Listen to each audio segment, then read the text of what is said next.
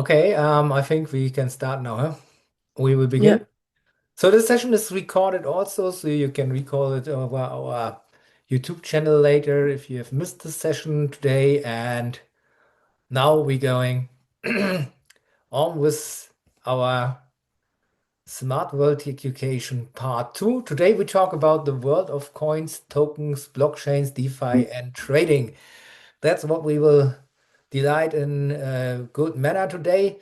For those who missed the first show, we have been talked about Bitcoin in depth and what Bitcoin is and how Bitcoin was built and what's the meaning of proof of work or samples like that. You can all access these in our groups. We will share also the documentations in the groups. So, yeah, but now let's start Smart World Education, Free Education Part 2. And here we go. As I said, we want to talk today about distributed ledger systems different to blockchain. Then we will talk about smart contracts, how to do automation, tokens versus coins, what's the difference. And we talk about Web3, DeFi, digital coins, and CBDCs also. And we got a question and answer session afterwards. So I ask you to make notice, and when you want to know something afterwards, check your notes and ask me freely whatever you want to know. So let's start. Um, let's start again and with the first topic, which we are in today. Um, what does people expect from distributed ledger technology? DLTs, in common words, when you hear about it, are called so-called blockchains. And first is decentralization, the idea that there is no central point of attack and a real-time exchange of informations to servers which are high in numbers and located at different places around the world. They are exact copies of the other and can run the whole system alone if they have to. So that's the meaning of decentralization and DLT technology. We have a lot of servers around the world. They have all the same copies. If some server is not running, another can jump in and do the job. And also, everything in the DLT is recorded to a ledger. The ledger is immutable, and everyone can see what everyone has done. There's no hidden participate. Everyone has done KYC. That means in DLT world, everyone knows everyone. For example, you use wallets like MetaMask, you have to do KYC at the wallets, and it is regulated all over the world. So if you use not your own DLT system, which you have created, the public ones all, even they do asset trading or something like that, requires KYC instead of Bitcoin, which is anonymous. Um, Another point is we do not need any control instances because rules are self-fulfilled and the network is under self-aware with validators of transaction, which makes the network not the servers controllable and centralized. Because if validators decide something, they can control what you are allowed to do. And this is the key difference to Bitcoin, where nodes are independently. Think about a transaction and someone has to say, yes, it's right or not. And Bitcoin, this is not running by people vote. And in DLT technology, nodes and decision maker almost run by people. So they can sit together and can say, this guy has done a transaction, we will block it. And that makes also DLT technology attractive to governance and for financials, because we always have to control who is sending money or assets to someone and is he allowed to do because of criminal verdicts, I would say, of money laundering, and what happens all to them. So this is a real world use case of DLT for governments and financial systems to track and control where money, assets, and values are going from to and how they are used. And yeah, in times like that, DLT systems have been created to support the old fiat system. And exactly what happened is that people now, even if they have a DeFi system, a decentralized finance system, are caught in that because they have trapped into the system, and now also DeFi systems almost control. Another thing is for business, it's very cost saving because everything is documented in the ledger in real time. With tools, you can in second interpret the outcome. With smart contracts, you can do administrative jobs without human needs. That means, think about you do a transaction and you want to know where the transaction is going to, what the transaction prefers, what the meaning of the transaction is. If you do transactions in real time, a company is sending funds or items from A to B, you have to do all the documentation by yourself. You have to keep in touch with the people. If some questions come up, is support coming up, or you have to do support. That's what is time incentive. Yeah. So whole I will say whole parts of a company almost done work an accountant. Yeah. So a lot of people running in a big enterprise company like Google or Amazon, only the accountant. And that's what DLT is killing. Yeah. So it is going automatically. We have the ledger. We can access the ledger with tools. Even you can run artificial intelligence about the ledger and say, hey, what happened there in the ledger in the last 24 hours? Or tell me what happens 1 week before. Why is there a transaction? What does it mean for our company? What does it change? And this is what everyone wants to have normally, a record which you can't fraud, a record which is telling the truth of what happens, and that brings transparency. And transparency is a value you can't deny. Because if you run business and you have complex things to do, this is gold. Yeah, because no one can tell you into something which does not happen. So if you can control the ledger in a way that you can see the ledger, you can't control it. But if you have access to the ledger, you can always look up if that what the other counterpart is telling you right or not. And everyone globally can become part of the system and is embedded with the business and can check the state. That means you run a business, you connect to a company which is using blockchain technology. Your business is also transparent in what is the business is doing as the counterpart. So you build trust without a middleman. You build trust only by a system with self-awareness.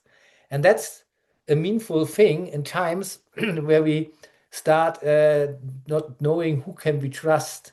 Yeah, and if we want to do right transactions and we do not want to have a victim of deepfakes, it is a very good thing if we can say, okay, let's talk about news, for example. You have news, and the news saying Trump was saying this. Another guy, Moody, was saying this. Another guy was saying this. And you see the net, you see Insta, you see TikTok, and then they say, hey, the people have said that and that. If you have access and everything they said will be documented on a ledger where you can see which time and which date, and you can't throw time and date. You can say on May 4th, in 1989, someone was saying this, and you can check on the ledger if he has really said this or he has fraud you. That's why blockchain technology, I call it DLT technology, is a value to the masses to get out of deep fakes. It could become a very, very serious thing to track deep fakes and also track who has created the deep fake. But actually, we are not that far, but it is one use case which blockchain can do. Yeah, that is really one necessary thing to know. Through Web3 applications and assessment management, smart contracts building the bridge to real-world application and can do jobs like Notorious is doing or accountant work and more like controlling a robot. Yeah, it's an door opener for innovations. And this is what's said by me. When we talk about Web3 applications, asset management, and smart contracts, really we can do something magic. We can control things because we can create workflows. And I will tell you later a little bit more about it. But these are the key blockchain benefits, as you see. This is why DLT is a $300 trillion business, but actually it is not used in that way it should be used. And this is what we will discuss also later, why it is so. Yeah. So you see, blockchain is not only a gambling thing, it has a real world outcome in a lot of fields, but is likely misused at the moment when you follow all the other use cases. Yeah. And yeah, let's have a look further on. Um, let's see what problems are solved. The biggest use case of DLT should be the functionality of no middleman and contractor. That's what I already said. They are obsolete. Yeah. So you can build also a decentralized organization, a DAO, which can do paperwork, address people, fill forms, and collect money. Yeah, that's what you can do all with a DLT system. Yeah, you can run the blockchain system which all those kind do the paperwork, they fill forms, and they go for some websites where you can collect money and fill out the forms to collect money. Ethereum was the first to make this real. When Ethereum started the first day, they make a showcase how smart contracts collected money from charity organizations without having a human touch in there. No one was filling out a charity paper, no one was begging for money, and the people sent the money over the network and it collected it all by himself. It was millions of dollars. Even if Ethereum was hacked at the first time, yeah, the smart contract was hacked and some people get the money out, but it showed in that time what we are able to do. And nowadays, every decentralized financial system is based on that technology. That's that's a real cruel thing. Everything we see today comes out of Ethereum and the idea of DAO and smart contracts. So meanwhile, we see also a lot of hacks because smart contracts not secured as they should be. But in development, we say every time has an outcome. So when we compare the smart contracts today, how they are coded and secured, it's totally different from the beginning. So we're much more secure today than we have been in former times. And that's what we talk about also when we come to that. Smart contracts are the benefits for the world and also for automation. And also, you will have problems solved with the DLT technology, with ledger technology. When we talk about store of value, we talk of global execution layers. When we talk about the verification in that, when we talk who can control what happens actually, that's what DLT is solving. Um, we have to think about trust issues. We have to see about lags in privacy, and yeah, counterparty risks are very high in normal business when you think about the fiat world and trades and someone is telling you in something. Um, with this tracking, you can change it and you can make it secure. But as I said, only if everyone has access to the ledger and can track what happens.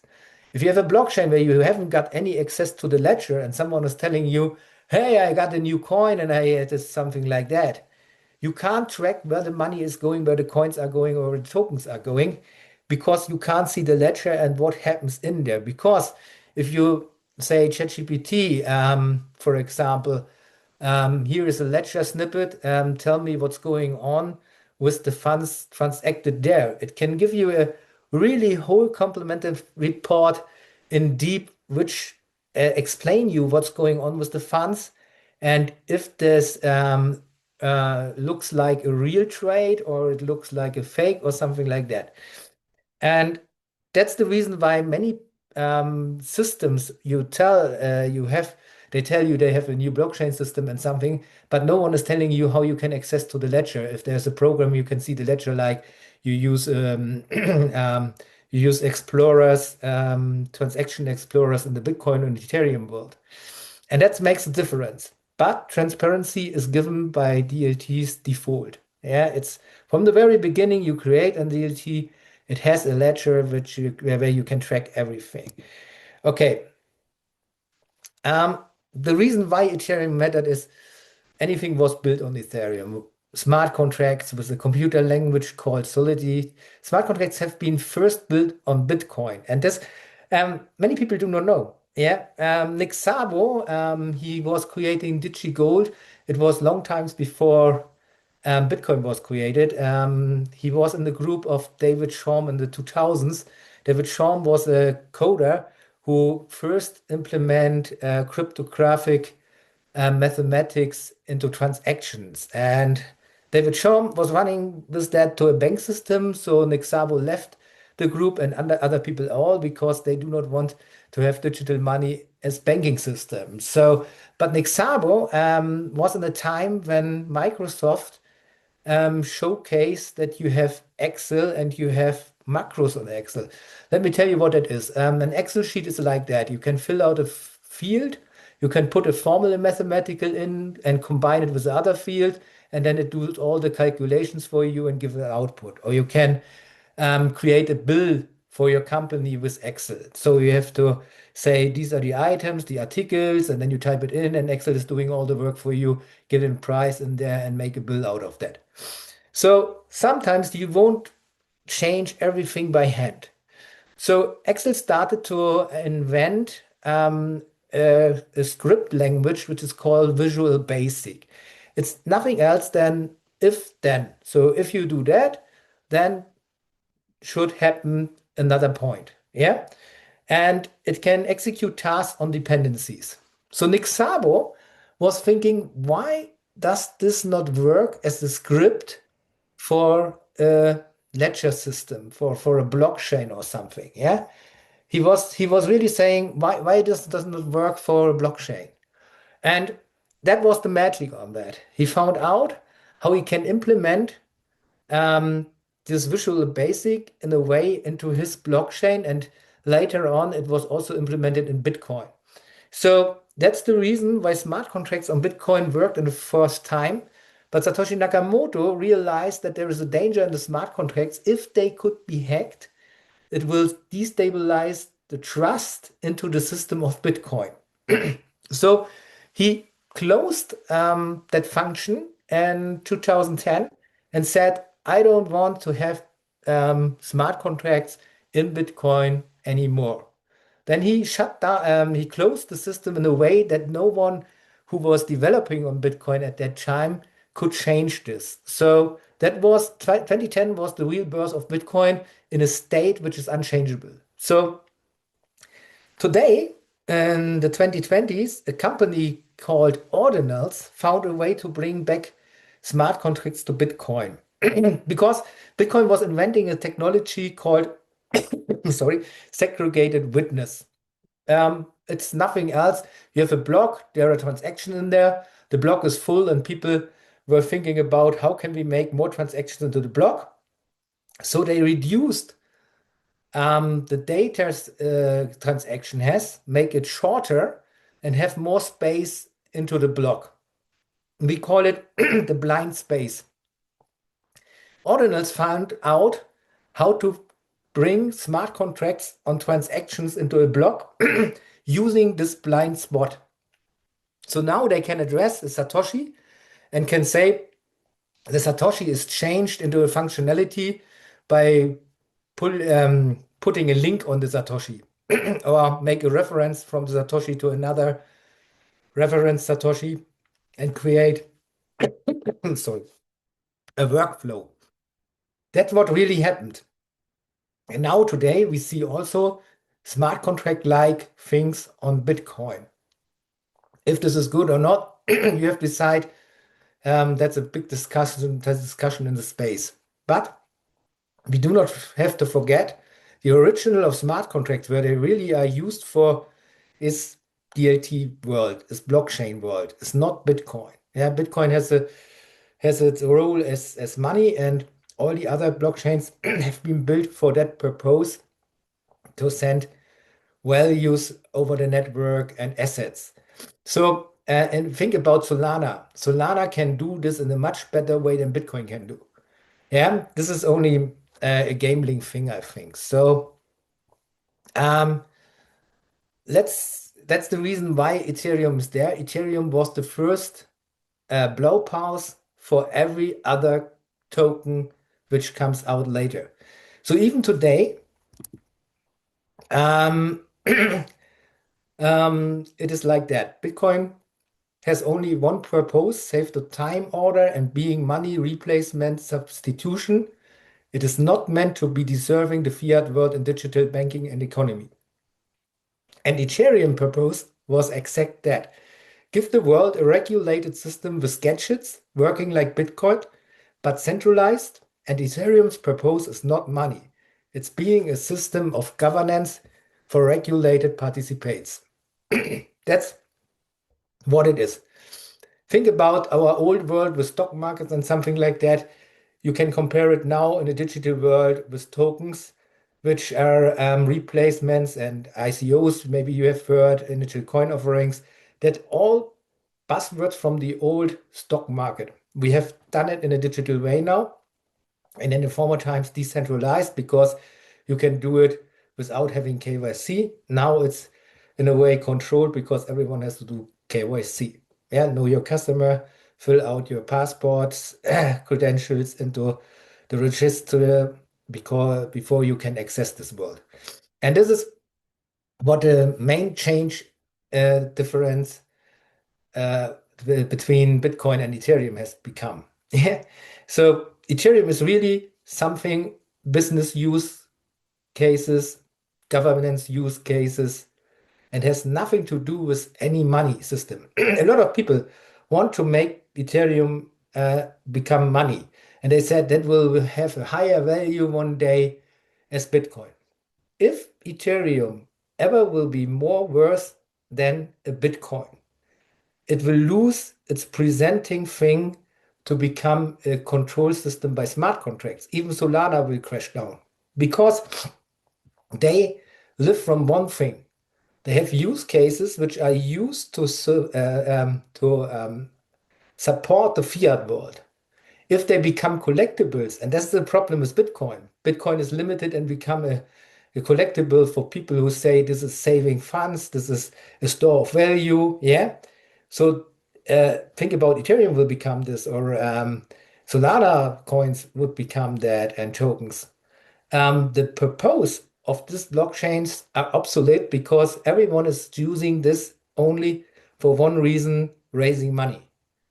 So that's a big problem in the world and of digitalization. And that's the problem why a lot of things you have seen people talk to you in never have been happened.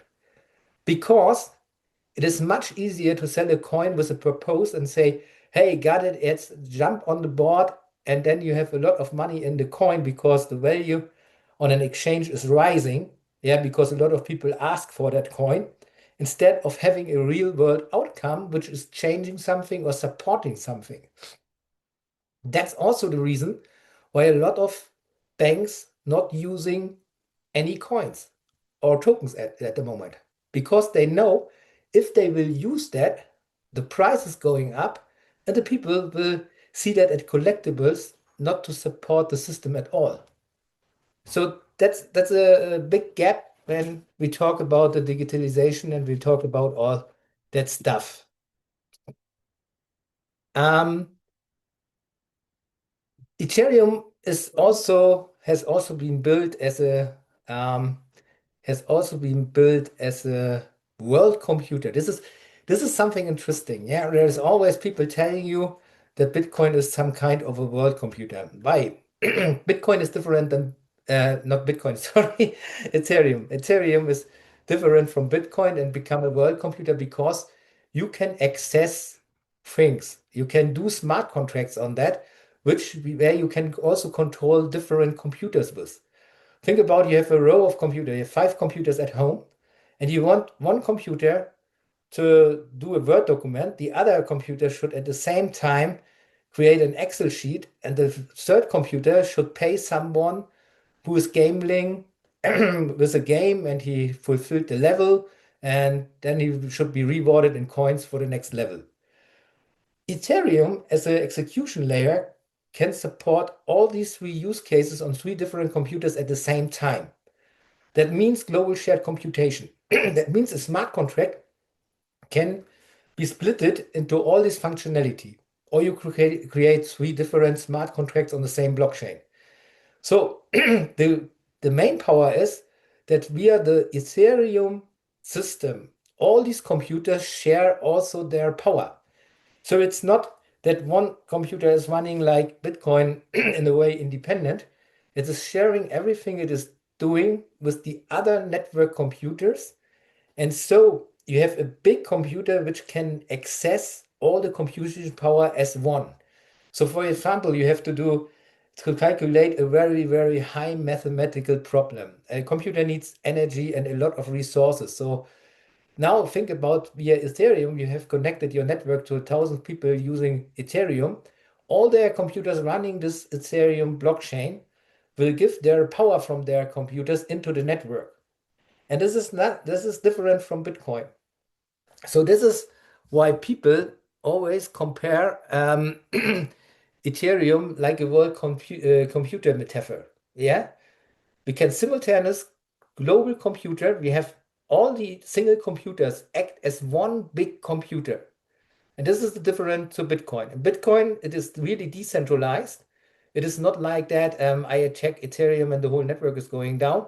In Bitcoin, every single computer is self-driven. It supports the whole system, okay, but not in a way that it shares informations in a way and can distract or separate informations to different computers. That's not possible in Bitcoin. And that was the reason why Ethereum was hyped in the beginning. The most problem was how to share all this data over that. And that was the problem in Ethereum, why Ethereum not was going like a rocket in the beginning. Because if you know your computer, you have a MacBook or you have a Windows PC, you know you can't store something on your MacBook and then easily transfer into a Windows system or something like that. Yeah, you have to convert or you have to do a simulation of that. The same problem was with Ethereum. It was storing a lot of data from different sources.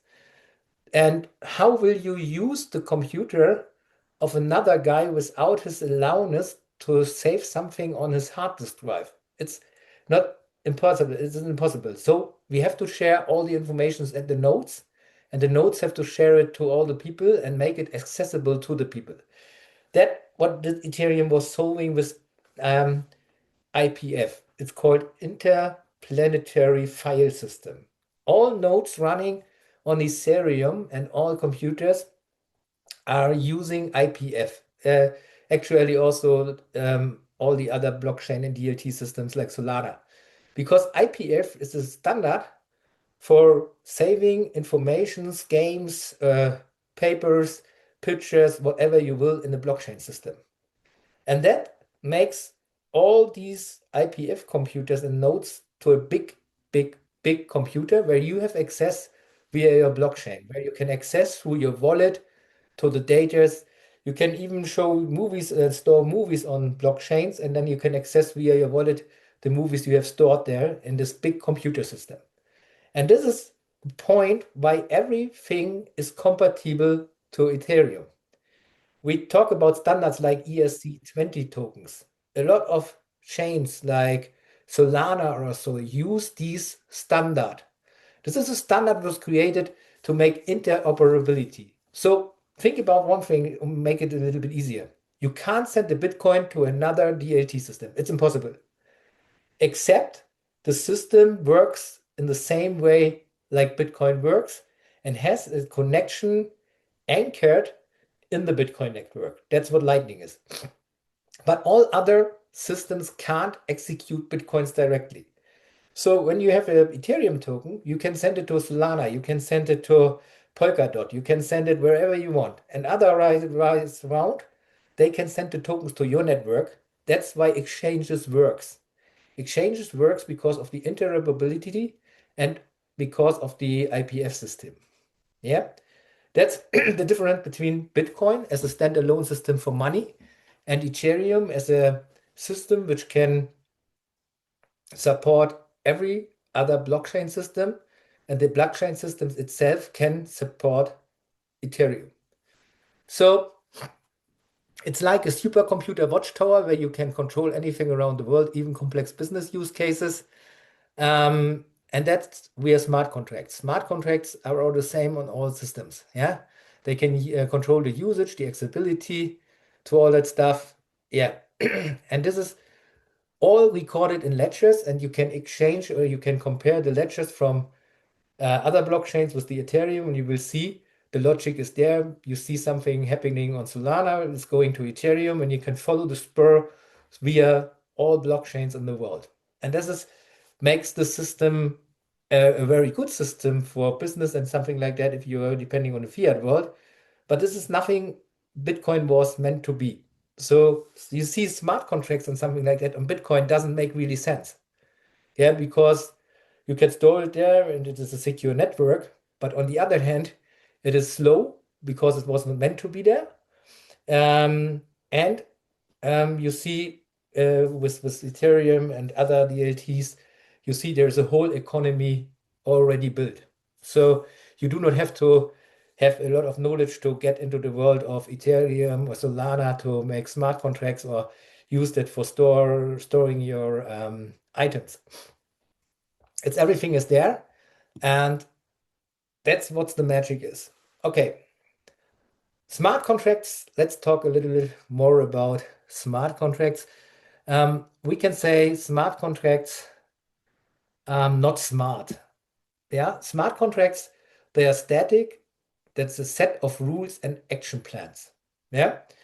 For example, an amount of money is sent over the Ethereum network as Ethereum tokens. Okay, so you have $100, you change it into Ethereum tokens, and now you send it over the network. Now the output should be split over 3 different accounts. Normally, you have to operate and split the sum into different transactions. Okay, so you have to make 3 transactions to 3 different people. But now you have one transaction, and this transaction activates a token, which is a smart contract. And in the smart contract, you have there is recognized that this transaction has to be split into 3 counterparts. So what happens now is the smart contract use your token, which has a value of the amount of $100, put it into $33 pieces and send it to different addresses because the addresses are written in the smart contract. And that works. And this is what a smart contract can do. Yeah. It's like an address, a container. Think about you start your computer at home or your mobile phone. You start your mobile phone.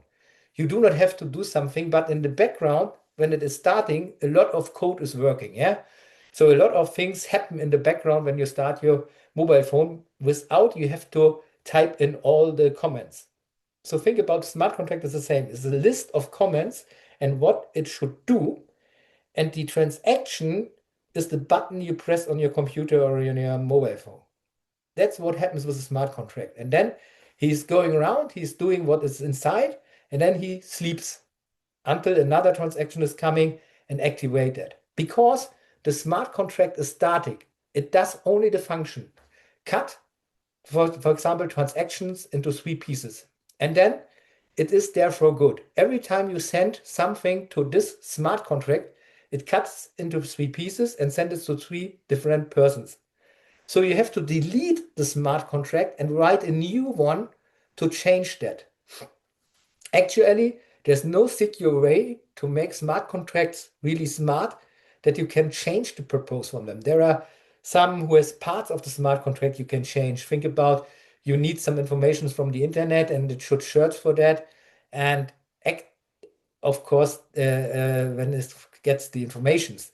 So this part can be changed, but another part is locked. So if you want to change the smart contract at all, you have to delete the smart contract and replace it. And that's where hackers come in.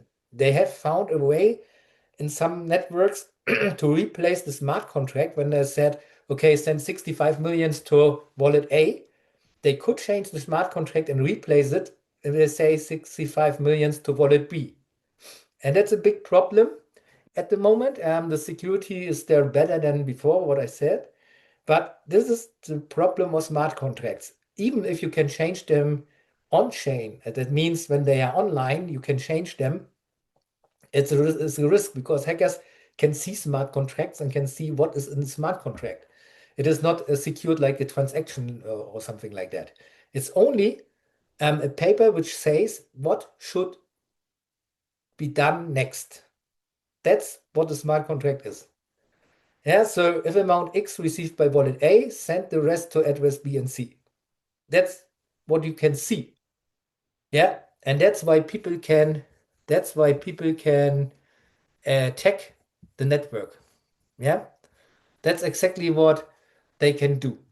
And new smart contracts are a little bit tricky. You can't see exactly what is the text inside. You have to use a lot of effort and knowledge to hack them, but it is not impossible still.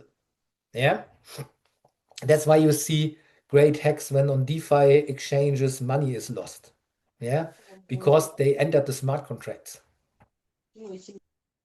So, um, what they can do is what I told you, smart contracts can not only execute code, they can also store information and address word documents, Excel sheets, or notice who has sold what to whom, indexing warehouse items, and calculate the insurance sum when you play a game and you win the level via Web3, for example. They can send you funds in form of tokens. Yeah. And this is what smart contracts really do. They do real world use cases. And this is what is necessary to know. We talk all about what happens when it happens and when net happens. Um, we are all in there. We are all coming into a world of I will say following up decisions. Yeah. So smart contract is a decision you have given to him to make the decision, and we can control the decision. So if you run a smart contract on a blockchain, everyone knows you created a smart contract and everyone can now track what you have done. That's exactly what is the opposite of that. Yeah, we can see who created the smart contract and who is responsible that the smart contract is working in governance. And that is a way why governance want to have their own blockchain system. Normally, the blockchain system, a DLT system, is transparent for everyone. I told you, if you can see what happens in the ledger, you can see what they do and if they are honest. If you can't see that, you haven't got any idea if they're honest or not. So think about everyone will use Ethereum or Solana or whatever you prefer on blockchains. Yeah. So the government is using that. We can see what they do in Ethereum. But we would be, let's say, a little bit picky when we think that that governments are want to make clear to show you what they do. So they build their own blockchain systems to have all the benefits of smart contracts because they can also say, okay, a smart contract can lock your wallet. They can say, on our system, you have to follow our rules, and that's controlled by smart contracts. And this is why everyone is talking about blockchain and not talking about Bitcoin. Because we're living in a world where everyone wants to know what the other has done. And for business and for governance purpose, this is gold. Yeah, but actually, they want to have a system which is not controlled by the users that someone is doing right. They want to control the users with the system to say, okay, we can trace our funds we spend from government money. Yeah, but the traceability is only one direction, and that is a little bit the problem why we do not see blockchain technology coming out in masses. Because if you use a blockchain in your company, the government want to know what you do with the blockchain. So they want to have access to your blockchain. And that's why they do not allow you to do your business over a blockchain because you can prevent them to show in your ledger. And that's the real main problem why blockchain has no adoption in anything else than DeFi or something like that. Because in DeFi, you send only money and then you have KYC. That is easy to track. Yeah. But in real world items, no one knows what you're doing, which you're sending videos, music, or something like that. They can't control that all because they haven't got access to private ledgers. And companies can run private ledgers because then they are secured because of hacks. But in the end of the day, they have to tell the government what they have done, and then they have to show them the ledger. That is something that many people missed out in regulation. That's what people say, oh, we are decentralized, no one can see. It's wrong. If someone is knocking on your door because you have KYC in that way and says, what have you done? The only way to show what you have done is to show on the ledger what happens. And then you are trapped. If you have done it in the wrong way, you bought drugs or whatever you have done, I can see it on the ledger. If you have done good and I can follow up where the ledger is going, the transaction is going, and who's the receipt of the transaction, I can prove that I'm honest. But in a way, this is only one way of the control. You can't control your government, but the government is controlling you. And that's the reason why we do not see big companies running ledgers and DLT. Even if this was meant to be to save costs because of transparency, to follow supply chains and something like that. They all hesitate because they all struggle with the rules. And since 2013, in 2013, Ethereum started, and we are now in 2026. We are in the age of AI. And AI is what you will see later, nothing more than that, in a way different, okay, but it's the same purpose. You see, they all prefer AI instead of blockchain technology. And this is the reason why DLT will always be stuck into a money game system. That's exactly the reason. But let's have another look. You see, it's a great technology which was misused. And then all the people, they prayed that blockchain is the solution for the world problems, doesn't use it because they're all afraid that they can be tracked or they cannot be tracked, or they have the serious problems that governments say we do not accept. If you think about a real world asset, you exchange your money against a token, and this token is a part of ownership. Nowhere in the world someone is believing you dead by government because the ownership is fixed, of course, but they all want to have a notarius. And that's the reason. They want to have a notarius because in the notarius you have to show up by your personality. You can't exchange real world assets without knowing who owns what at that moment. And the hacks make the government unsecure and uncertain about the ledger. So if a hack happens, the government is saying, oh, see, that blockchain was hacked. How can we make sure that the transactions in the ledger are dedicated to the person who's sitting in front of me and telling me that it got a real world asset and now is owner of the house A? You can't prove it because the hacks. And this is a funny thing.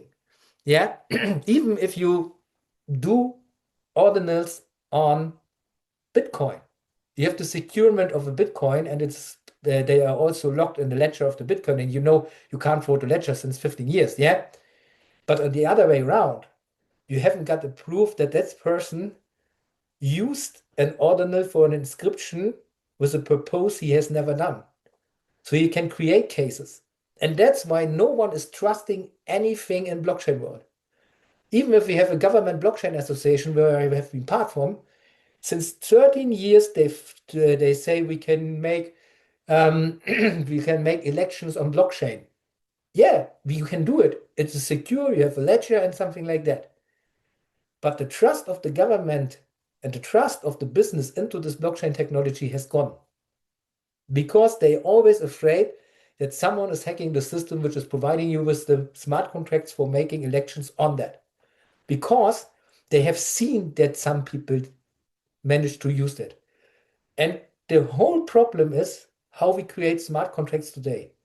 They are all standardizations because they want to be interoperability between all the blockchains. What I told you, an ERC20 contract is in Ethereum, Solana, Polkadot, and all other systems. You can use this. And as long this is compatible, as long the code, the program solidity, which the smart contract was created from, is there. There is no security that no one can hack that. And they never change the solidity system. Even new blockchains with tokens, that's the same principles, that's the same thing. And this is, in my logic, is this the reason why Satoshi Nakamoto has by origin in 2010 killed smart contracts from Bitcoin? Exactly that. He knows that Bitcoin could only work and function as money, not as a support of fiat systematics. It doesn't work. And you see, we have blockchain in talks. We have a big market for that, but we haven't got real companies using that. Yes, of course, the banks are testing blockchains and DLTs. We have blockchains. There's Cordoba or R3. It's R3. They support insurances. But as long as I'm working with that and on conferences talking about, as long not one bank, and this is over 22 years now, no one was really accepting things like that.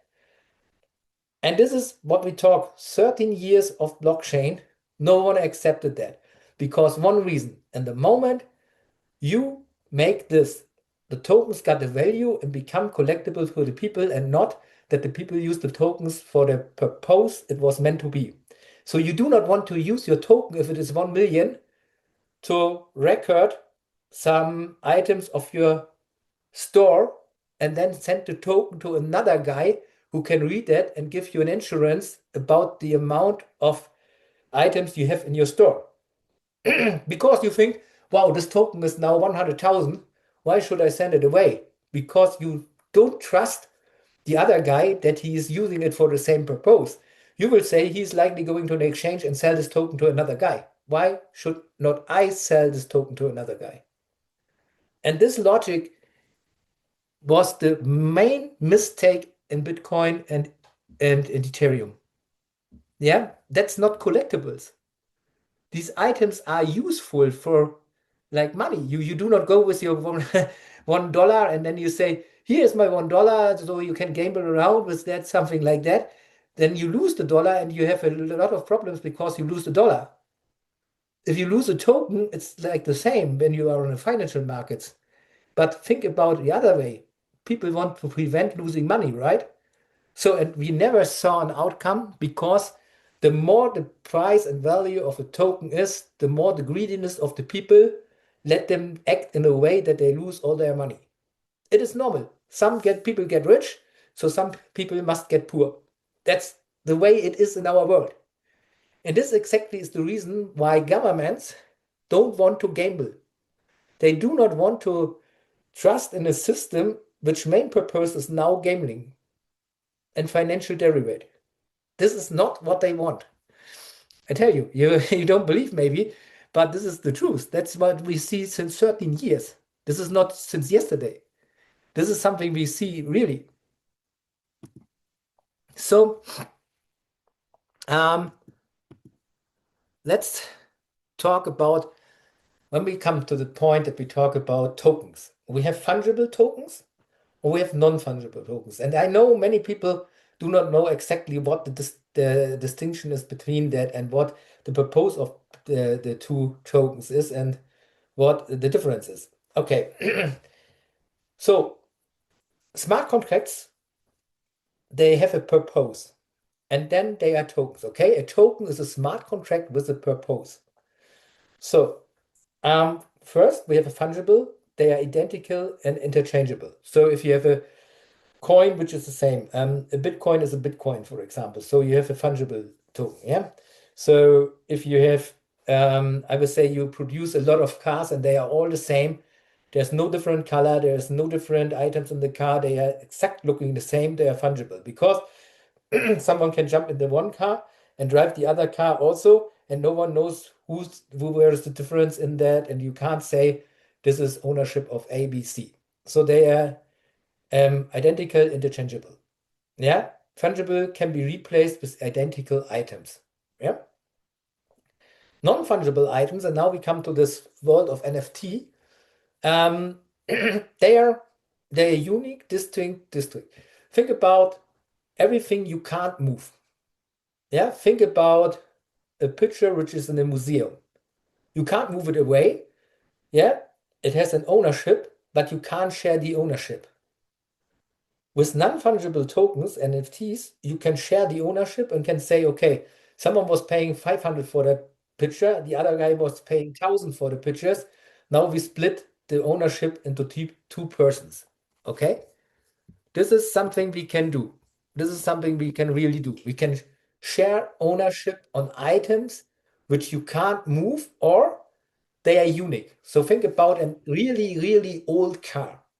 And if you know this is the only car, if this is gone for good, no one can rebuild this car.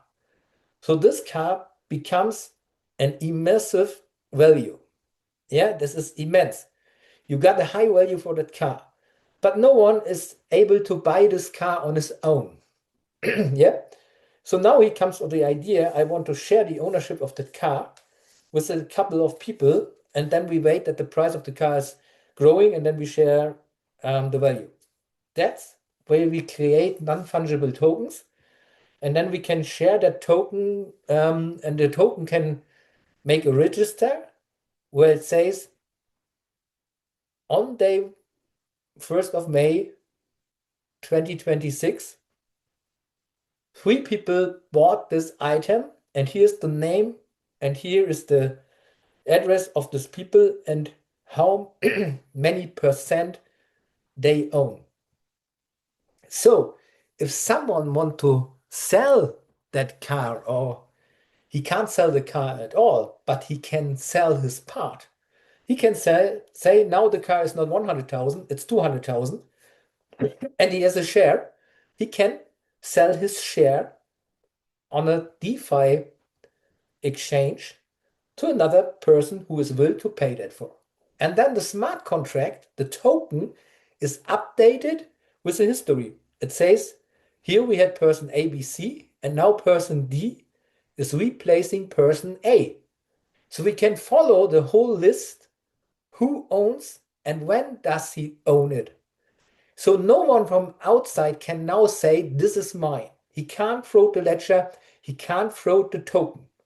And everyone who has access to this blockchain, or DLT, how we call it, can see what is in the token. He can read it and can say, wow, that's the guy who is in there and who is the ownership. And this is the guy, these 3 guys hold that car, for example. Yeah. Um, Also, you can see a good, um, um, I would say a good comparison for tokens is think about a wrist for the entrance of a park. Now you buy things and do things for money. Yeah, you buy something to eat, you buy some food, yeah, some drinks.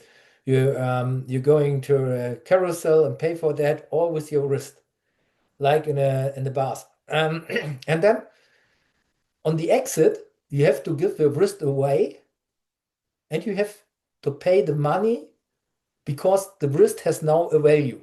And this value you have to pay to the guy who offered the wrist at the entrance. And then the exit you have to pay for. This is what best describes what a token is. Yeah, that's the purpose of a token.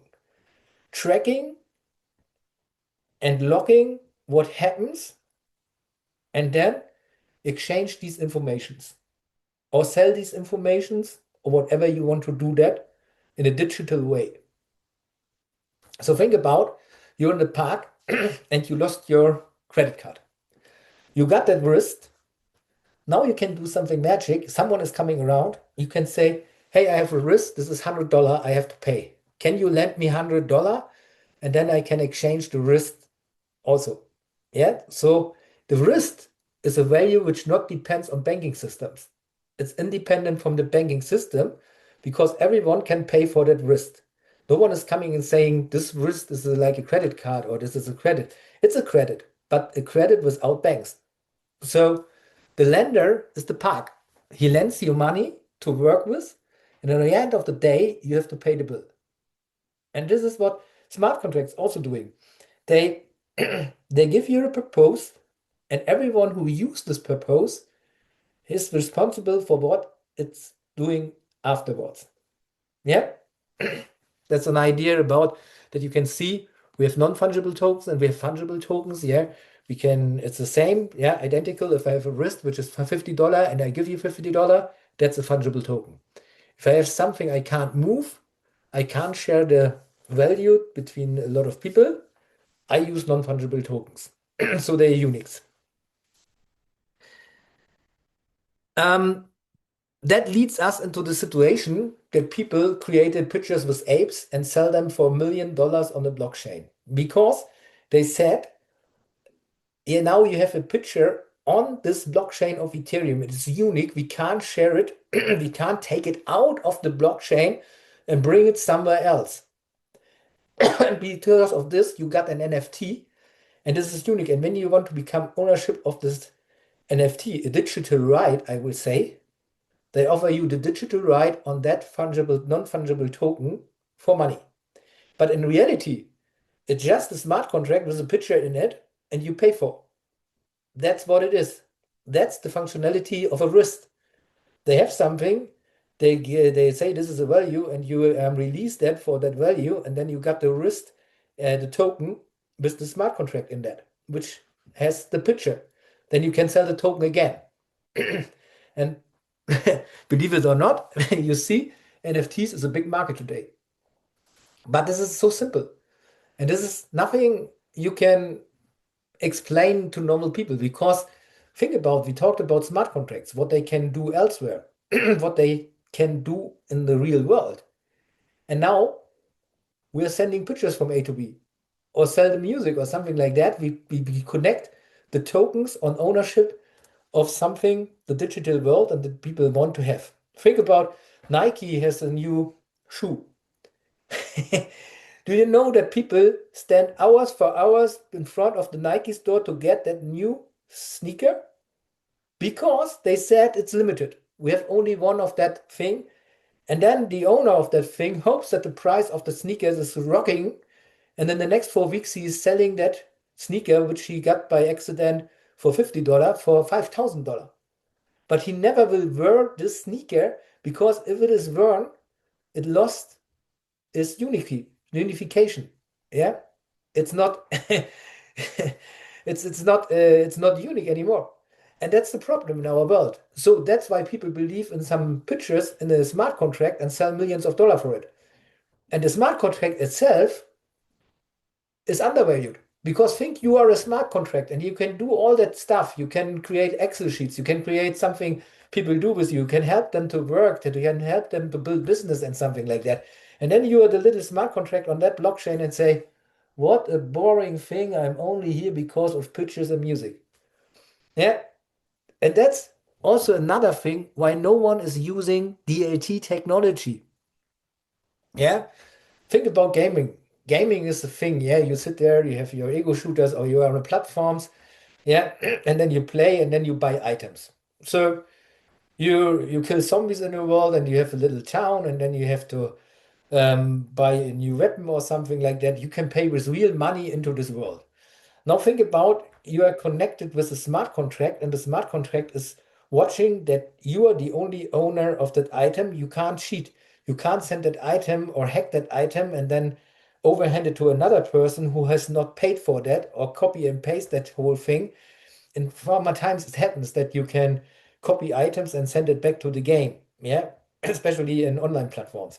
So now with that technology, you have a proof and a timestamp and you have a ledger which is recording who has sold the eggs, for example, to another guy and what happens then. So you can track the ownership, and then if in the game another guy appears with the same item, the runners of the game can just kick him out. Yeah, because they know he has fraud and he has cheated. So that's the difference to gaming in a time before and afterwards. Yeah. But other use cases you do not see actually. Yeah. There is nothing else where smart contracts or something is used to replace administration or something like that. No, unfortunately not. And here we see a little drawing about funds and inputs, smart contract, network, very wise logic. That's another thing I want to make you understand. The network is safe as you create a smart contract, and the network, the nodes, check whether the smart contract is legal or not legal. So this is another point also interesting for governments. If they run a blockchain, they have a system of nodes which make sure that the smart contract they build that you can access is immutable. So they make sure that everything is right and you can't fight that smart contract. You can't go for a court and say the smart contract is wrong.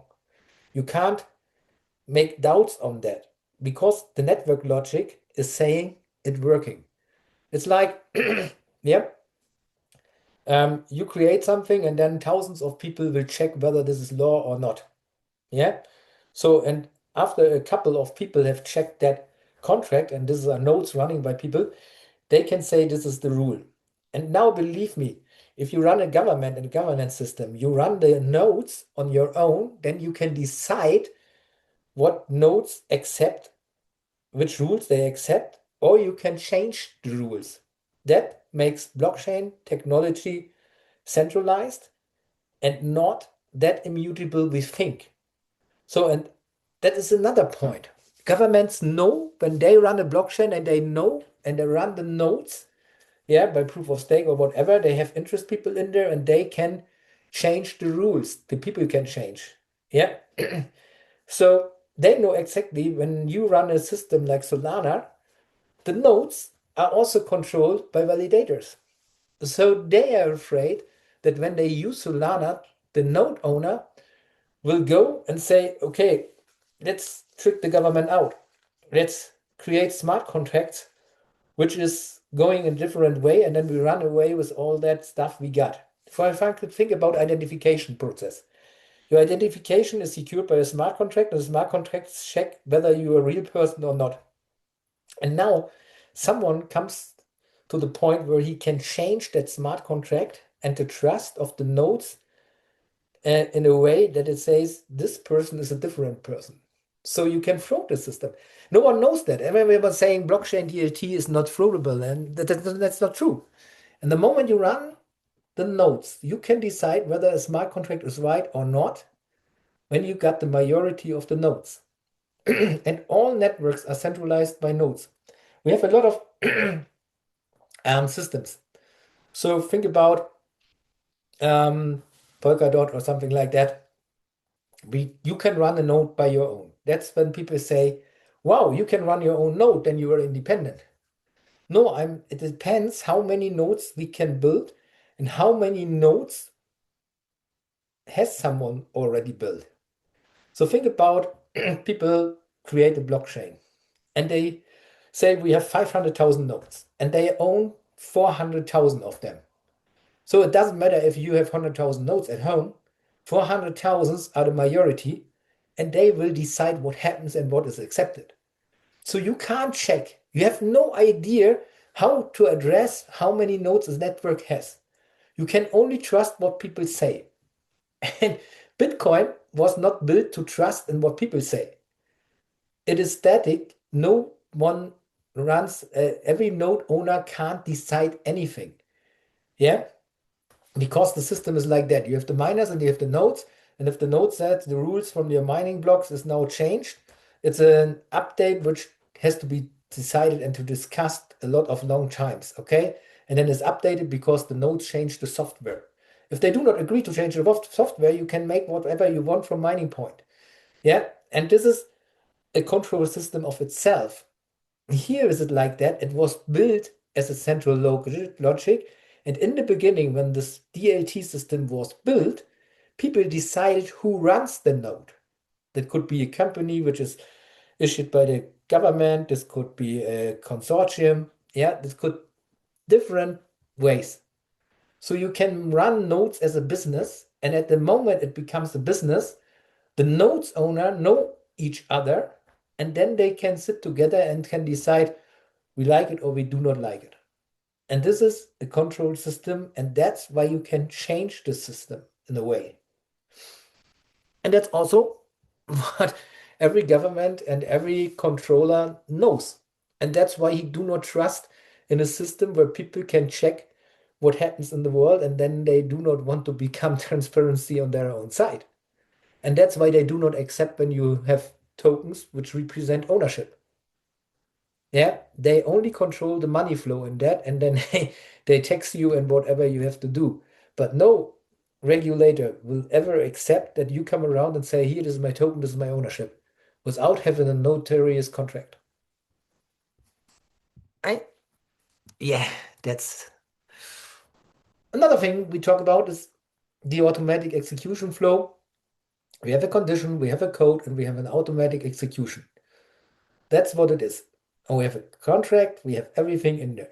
That's what smart contracts are. We have a user, we have a network, and everything is working in a circle. It is working perfectly. Yeah. And the system is very good when we use it for what it was built and what the meaning was. For real, we can solve with this logic you see on the slide, we can solve a lot of problems from poverty, under undervalued paid people. Yeah. We can solve the whole thing. Because if we have transparency from both sides of the story, everyone can control everyone. And no one can change the way how money is going into the pocket of some guy. And also, we know where money from government is going to. Now, the government says, I spent $1 million for agriculture. So, in reality, even in Germany and other countries, I would say, from this 1 million, at the end point, maybe 200,000 comes to the agriculture, and the rest is in administration and some things they tell you why they need that money to build that and that and that. You know, all the blah, blah, blah. Yeah. But if we can trace it, we will say this is a fair system. So you know the farmer knows exactly how much money he gets. He knows his rights on that money because he can track the money and can see how it is split and who is what. And he will accept the rules because he has transparency. Most of the people do not accept rules because they have no transparency in rules. But it's a topic we will talk later. Um, that's more only to make you a little bit understandable why we got technology which is in the right way, but we have the problem that we don't use the technology in the right way. So, what will you say? Here it's the same. If you are a lawyer, for example, yeah, we have a retail POS, we have escrow contracts. We can make with smart contracts that way happen. You send me something and I pay for it, and we can make through a smart contract that the post is only acting when you have paid, and we can make sure that the guy can't say you do not have paid. No, normally they will send something and they say, hey, that guy has not paid. Why should I send them item? And they got the money and run away. In this system, that doesn't work. On the other hand, you say I have paid and I never reached the packet or the parcel because in this systems, both sides are tracked. The parcel is tracked and your money is tracked. So no one of these both sides can say I didn't receive it or I didn't get the money because we can see if this is real or not. So think about escrow and contracts and fulfilling contracts. That's gold. And actually, we do not use it. We do not use it. And that's the logic behind. Okay, but now let's talk a little bit more about. You have heard about tokens, you've heard about coins, and you have seen the dependency of blockchain. So when we talk about coins, coins are native assets. For example, I would say Ethereum has a coin which is at the same time a token, and Bitcoin is a coin which can't be addressed to be something else. Forget about ordinals. Yeah, they can make a Satoshi into a smart contract. So it is an asset in that moment. But from the beginning on, BTC was only depending on the blockchain. And that's why you can't take away Bitcoins out of the Bitcoin network. if you ever try to get the Bitcoin out of Bitcoin, except of Lightning, the whole network doesn't work anymore because Bitcoin is a layer of that system. It is the, as I say, Bitcoin is the motor of Bitcoin itself. Yeah, without a Bitcoin, it doesn't work. On the other hand, Ethereum and different DLTs, you can exchange Ethereums into Solanas, you can exchange whatever you want because they are smart contract based and this is coded money or coded. You can use the token also as money. You can declare it as money, and then the smart contract inside says, I am money. So every time someone is doing something with that token, it says to you, hey, you can't do it because I'm money. That's what the smart contract can also fix. Yeah, you can write in the smart contract, you are money.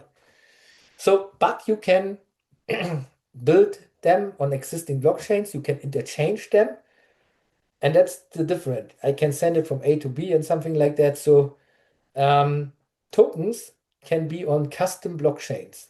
Yeah. And that's what ERC Protocol 20 is on Ethereum. It is an interchangeable token to different custom blockchains. And native assets have to live on the blockchain they have built to. So before different blockchain systems come, Ethereum was also related to Ethereum network and can't be sent elsewhere. But the Tokenomy, so it's called, and the DeFis have built protocols which accept ETH and you can interchange them. So that's the difference. Okay. Coins normally locked on the system where they have built, and tokens you can send everywhere, and you can say a token that he is also money. Because the smart contract is only doing what you write in the smart contract. If you say it's money, it's money. If you say someone is sending something to you, then you write a letter to the White House. It is doing that. So this is how the difference is between that. Yeah. So tokens are references and transacts digital items. Um, yeah. And here we got also what is coins native assets? We have something which is really decentralized. I would say Ethereum was in a way in the beginning also decentralized because it used a protocol which is called proof of work. Now it uses a protocol which is called proof of stake. So now Ethereum has been centralized by the users itself because you can run a node in Ethereum and you will be paid to run that node. So as a stakeholder, the purpose is that 51% of all funds are locked to secure the network. So if you lock your Ethereums, you got a reward, you got interest fees for that for a time. You can lock it 1 year, then you got some Ethereums more. But through this system, the people are controlling the network, how much Ethereum's in the network, how much are locked, and they decide over a way. And because no one has an interest that Ethereum dies, everyone is working that way, but they are controlled and the rules are made by people who want to secure the Ethereum network, and it is not secured by the system itself when it left proof of work. Proof of work in Bitcoin is something like that. You can say the nodes controlled by the miners and the miner controlled by the nodes, and all that's only by computer power. They control each other only by computer power. And in Ethereum, you have stakeholders, you have big nodes owners. Yeah. So Ethereum as a foundation, and the foundation is controlling Ethereum. And this is similar to bank control like Fed and the US baked. Yeah. And now they come to the great idea, let's create CBDCs, central bank digital coins. And that's a magic. In Davos in Swiss, the World Economy Forum is at this time. If you do not know what it is, leaders from 60 countries come into Davos, also economy leaders, and then they start to talk about the future of money. So the BlackRock chief was saying something really interesting this time. He was saying, we only need one blockchain where all tokens can run on, because that's the only way to control. A central bank digital coin is nothing else as a token named as a coin because it sounds better, but it has a smart contract. So when they say, for example, now our people got CBDCs and everyone has CBDCs and can spend it in a restaurant, you can rent a car, you can fly with that, you can play your fights, you can pay with the CBDCs everything around the world like a credit card. Then is there one important difference in that? If the government or the issuer of the central bank digital coin comes to the conclusion that something is going wrong in your spendings, first, he just have to address the smart contract and say, lock that coin. So even if you have a wallet, you can't spend that coin anymore. Even he can address that thing because the token is created like a smart contract. He can address the smart contract to say, hey, he can only use that coin at a supermarket and on the hairdresser. So you can't use the coin, even if everyone accept your central bank digital coin, you can just spend it in a radius of 30 kilometers or something like that. And this brings the dangers of corruption. If someone want to blackmail you from the government to confess something you have never done, and he locks the money inside that contract and write a smart contract who is proving that you have been with that money on the wrong thing, you never will have the chance to argue against, because that's what I said. They argue the blockchain is transparency. They do not want to have the transparency, but they can say, hey, you use blockchain in your normal life. You know the ledger is immutable. So we have our blockchain here with the CBDCs. We say you have done wrong. It's your fault. And that's the most dangerous thing in the world, to have CBDCs. And that's the difference between a digital coin, a cryptographic coin like Ethereum, Bitcoin, Solana, or whatever. A digital coin is nothing more than PayPal. So when you use PayPal, there's a token. This is sent to the reception, and this token is the represent of exchanging value. So if you send PayPal to someone, a token is created, and the token is the representing of money you have to pay. And then the whole system is checking whether you got the money, you hold the money on your bank accounts or not. So it's like a contract sending to the guy who will sell something, which is saying, yeah, you can send the items to that guy. We have secured the money, so he can't use the money on another purpose other than to pay you. So if it differences, they hold the money, the real money from you somewhere, and say, okay, you sent that item to that guy. That guy says that it was a wrong item. Now you have to clarify that thing. And if you do not clarify anything, we will send this guy the item back to you. And on the other side, you do not access the real money because you just get the token. We burn the token, and then you haven't got any clue that you have an access to the money. That's what is in the thing. A digital coin is something like that. Okay, so you send a digital coin. It is like a contract coming to the other guy saying, hey, there's enough money so you can accept this digital coin, and it's like cash in a way. In a way like cash. Not anonymous like Bitcoin, but it's in a way like you do your credit card spendings, or you pay with M-Pesa or whatever. Okay, that's the functionality of a digital coin. So we have really to separate the words. The problem is in Instagram, Facebook, and everywhere you go, the narratives have been changed. So when Instagram is writing, yeah, the Europeans are going to have a central bank digital coin, a CBDC. And the central bank says we have a digital coin. We have to understand that the digital coin is not the same like a CBDC. But everyone says, wow, they get a digital coin, that's a CBDC. The net is full of that shit because no one has knowledge about it. And as long you got a digital coin, not a digital token, that's the difference. A token is a smart contract where you can control the money and the wallets of the people and the owner. And a digital coin is nothing else like a paper token. And this is a very, very hard thing to separate, yeah?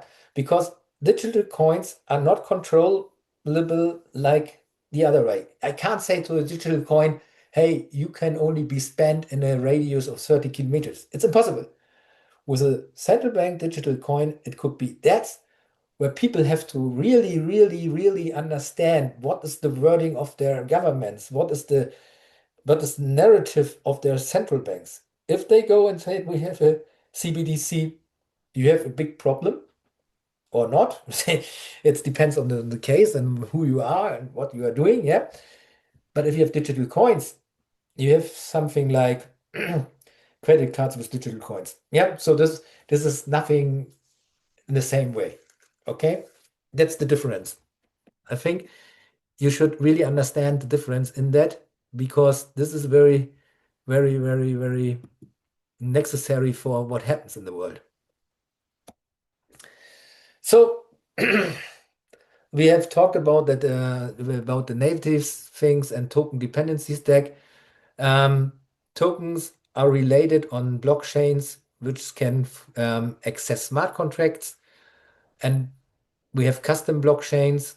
Yeah, you can create your own blockchain, for example, and then you have to decide whether your blockchain will accept all the other tokens or you will build only exclusive tokens on your network. And this is another problem because of frauds, because when people say we have a token and this is so specialized on our own network, then you should think about what could the network do? Yeah, what is the purpose of the network and why not all the other networks have done this before? Because we have thousands of blockchains, really. And for every purpose, you find a blockchain. But all of these blockchains can use every token. And if they build a special system with special token smart contracts, you can be sure they can control and change the purpose whenever they want and can do with your tokens whatever they want because you can't see what is in the smart contract inside because you haven't got access to the ledger. And nowadays, some frauds are so tricky that they show you a ledger which is not their own. So they pretend they have a ledger. So how can you pretend yourself there?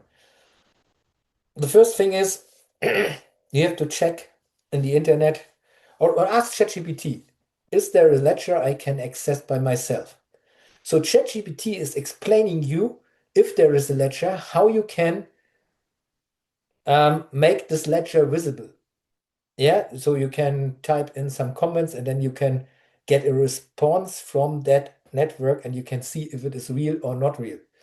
So that's the best thing on ChatGPT actually, because before we had to trust the people. Now we can say, hey, help me to check if this blockchain really exists. And this is something we have to use. We can sit at home and we can say, yeah, that is my best friend. And even with my best friend has a meaning to tell you something in, and then he gets $100,000. He is not your best friend, but he is also greedy, And then he tells you in something in. But if you say, okay, give me all the details of your blockchain system, and then you type it into ChatGPT and say, hey, make a test if this blockchain is running or not running, give me a clue what can I do to find out if this is a real project with real outcome and everything they promise is real. You are responsible for your own money. You are responsible for your own informations. And that is really, really necessary to know. That's why I do this free courses. Because that knowledge will no one gives you who is in business. Yeah, because he wants to run his business. That's a business killer. Yeah. And exactly that's what you have to do. You have to check whether the promises, what they say, actually work or not. And if you believe in something, you have to track on before you reinvest in that company again. You should really make sure that what they have promised in the first round, in the next round is the same.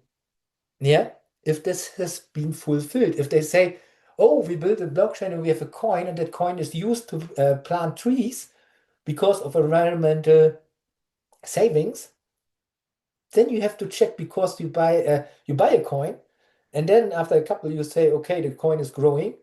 Let me check if they really plant trees, and then let me check where they plant the trees. Normally they say somewhere out 1,000 kilometers away, yeah. But nowadays we can check whether ChatGPT where the trees have been planted or not, because they make all the statements public. So they are in responsibility to show you if it is real or not, and it's not on you to trust them. And this is always the same game.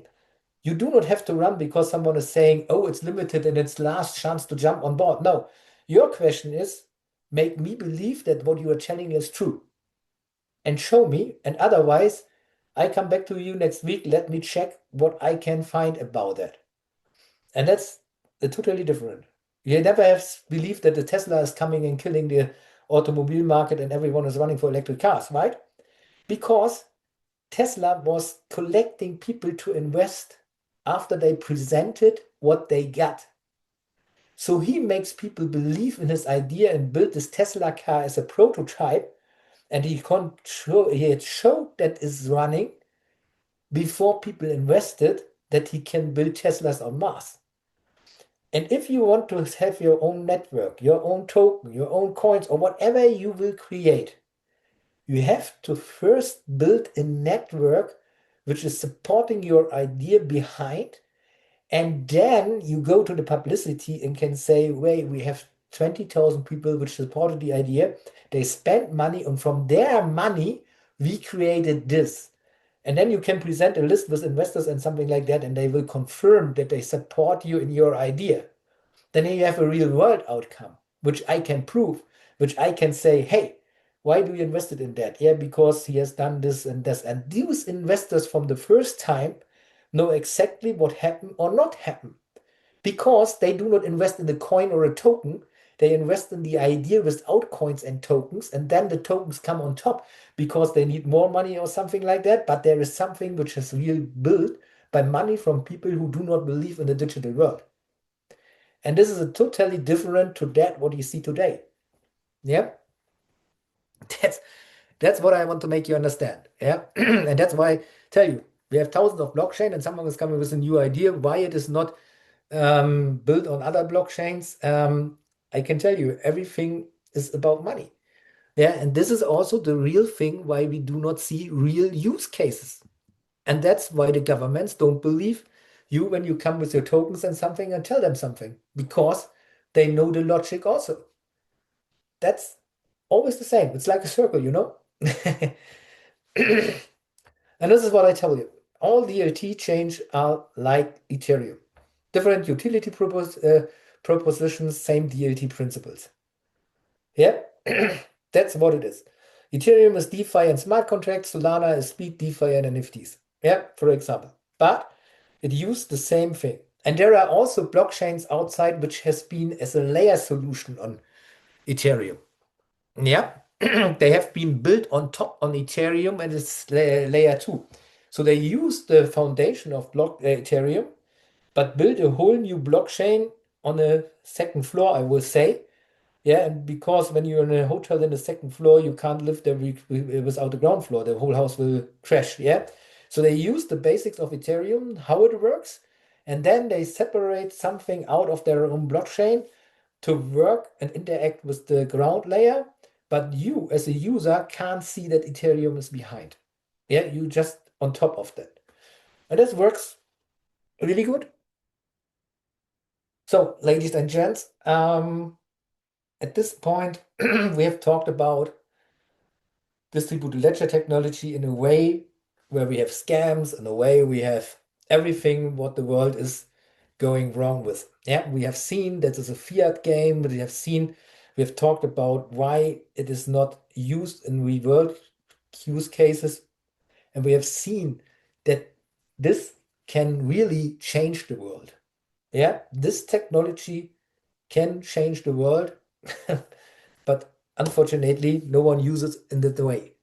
So there is one different project in all of that, which is totally different, which has an outcome in the real world and which is accepted by big companies. And This is called Hyperledger. Hyperledger is different.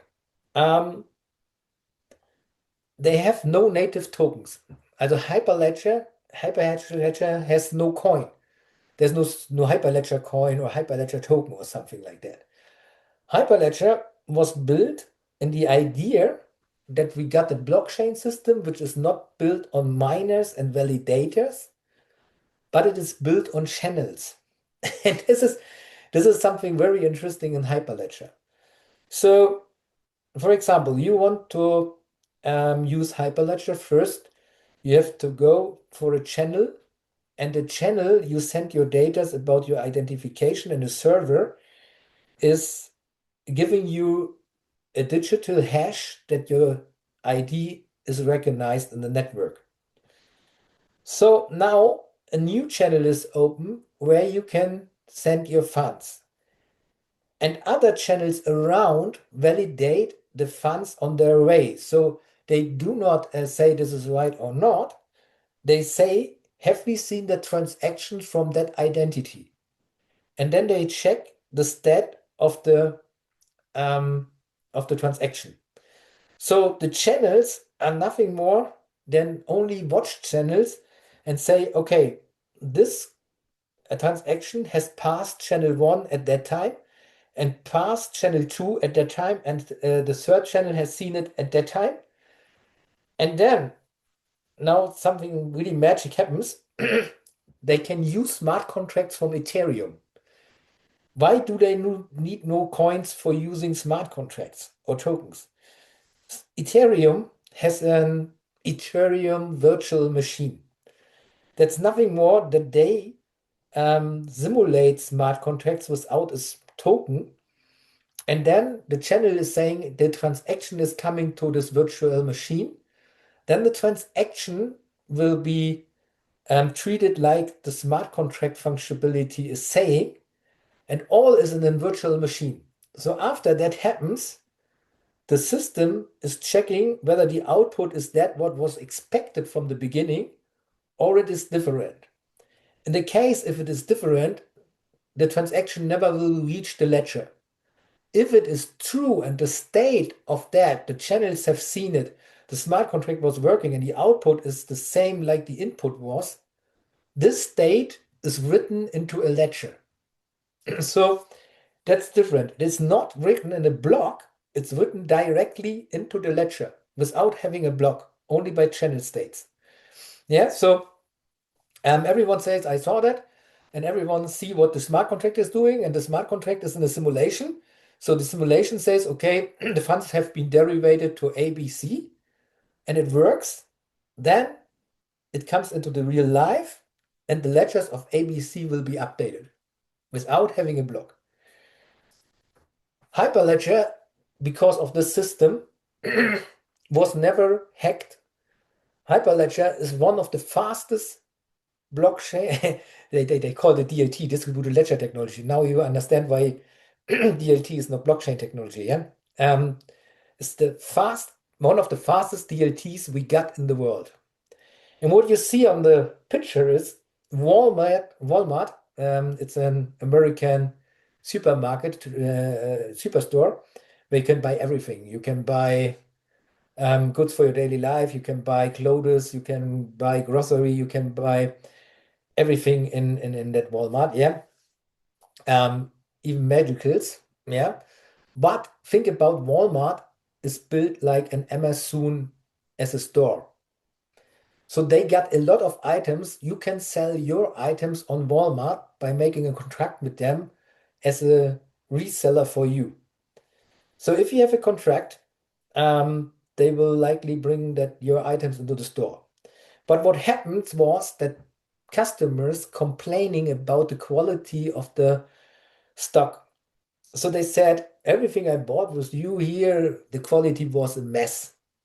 And Walmart was thinking, how can we change into a better reputation by making sure that the quality is high? So they were the first to understand what blockchain technology, I call it DLT, like here, can do.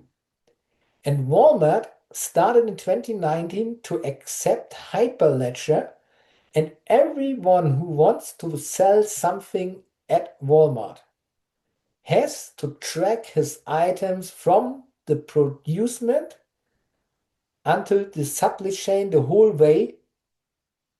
He has to track every step over Hyperledger. And that this works. You see today in Walmart, they have high quality for good prices. And they make it real. That was the first real use case in the world to show that DLC systems have an effect and can upgrade people and business.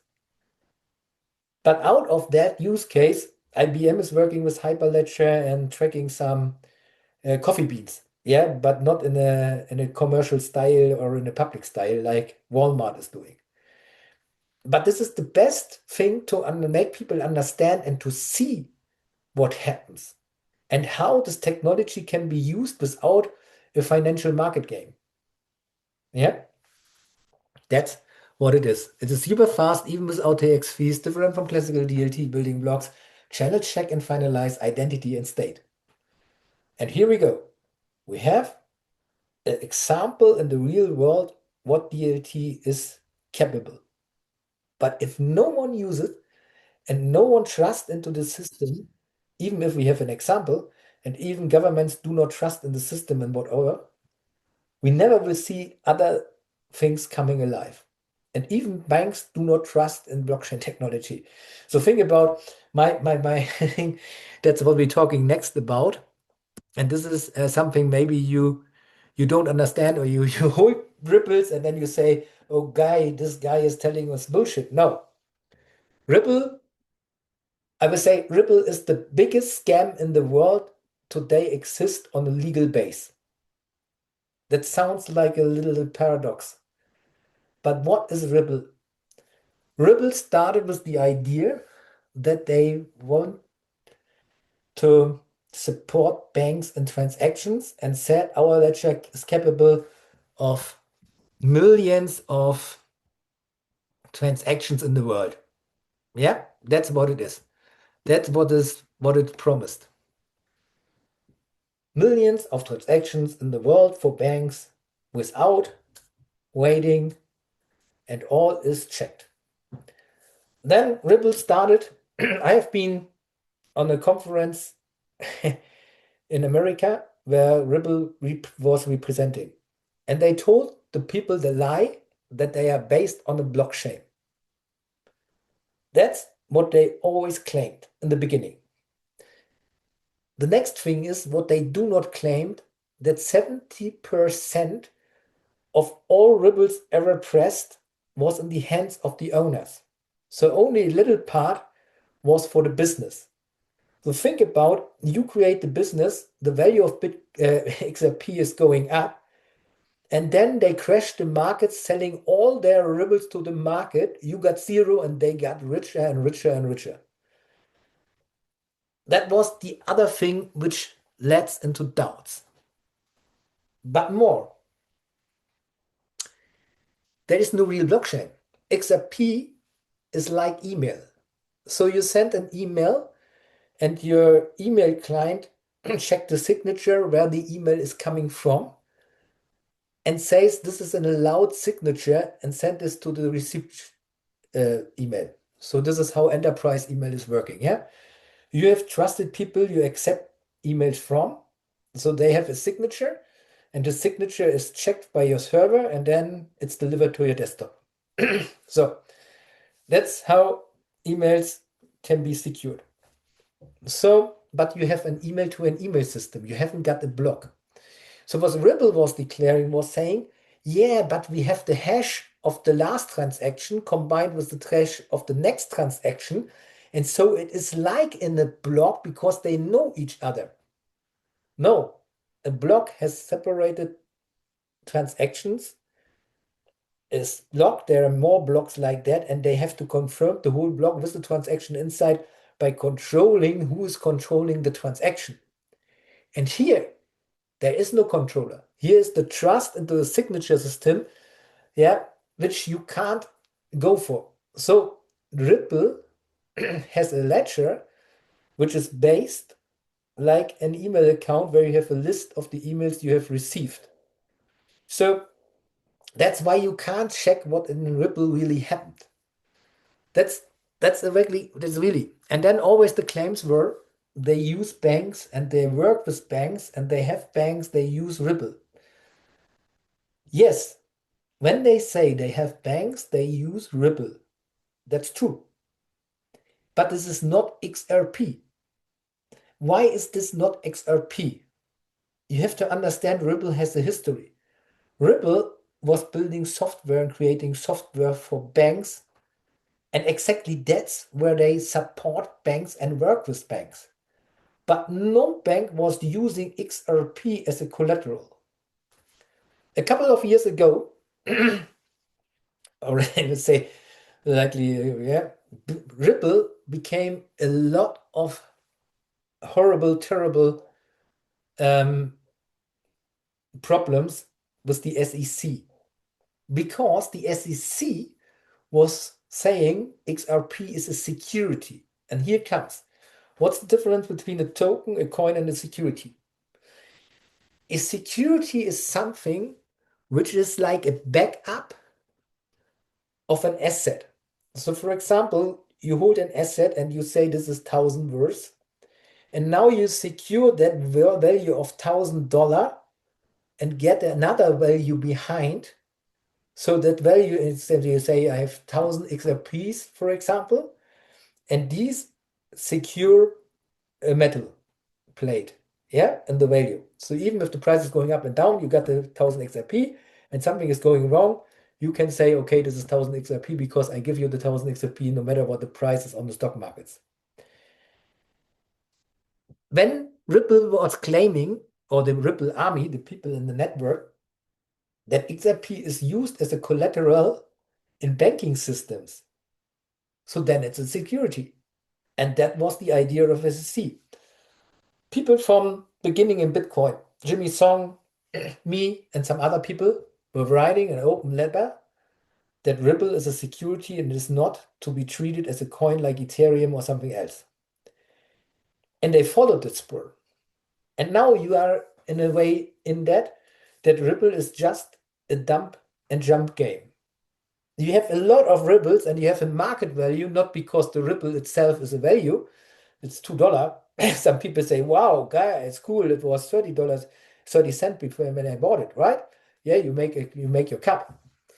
But it is the unbelievable amount of Ripples in circulation which is holding the price. There is not 1 million Ripples, there are 420 million Ripples in the circulation, and everyone holds that is going to the market and gambling with XRP to hold the price. But there is no use case, nothing. Ripple will sooner or later die. I can't tell you next year or in 2 years, but it is about the Senate. Yeah, it is going like that way. And then you will remember my words. You do not have to believe that, but you can check that with ChatGPT. You can check this. I have also on LinkedIn an article why Ripple is like a scam. So that's the problem in that. So you see, even if you have a legal coin like XRP, and you believe that this will become $30, $40, think about where it was going the last years and think about when coins go to $30, what happens there? So Ripple is settled. And that's why it is uninteresting at the moment, no matter how much advertisement they do. Um, Maybe one thing more, the chief technical officer, the CTO of Ripple, was leaving because of that reason, Ripple. Because he said, from our technology point and what we declare to be, we are far away. And even the founders sold a large amount of their Ripples. So you can understand that's not a trust building system, this is a system of belief. And as long a large user base believes and trade the Ripples, as long it has its value. But thus you can do it with everything. You do not need to have a blockchain. The thing is how it started. We are a blockchain. Now we see it's not a blockchain. And this is what we have. Another good example of a legal scam is IOTA. If you have ever heard about IOTA, it was meant to, to support the IoT world. So I'm speaker on big conferences about smart cities and Internet of Things and all that stuff. One of the biggest conferences in the world is in Barcelona, Spain.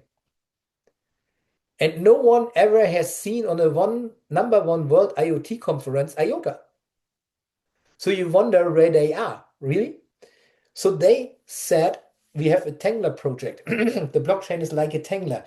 You have to think about mm, you are building a house and then you have to dig around. So think about the shovel is going like that, and here is something, and this should be connecting. So the shovel is going here, holds, bring out the the money into your hands. And then they had a big problem a couple of months ago that they said our system stuck because this hand is not grabbing what here is coming. So the tangle system is not working. So, and the more they explain, the more experts know they really talk bullshit. The conceptual is on a paper, but has never been proven in reality. No one was able to check whether the system is really running or not, or it is only talked into people that it is like that. There are also a white paper and something like that. But what is the white paper worse if you can't prove it on yourself in reality? So they haven't got the blockchain, they have a Tegner system. Then they said, okay, we have a blockchain system like that.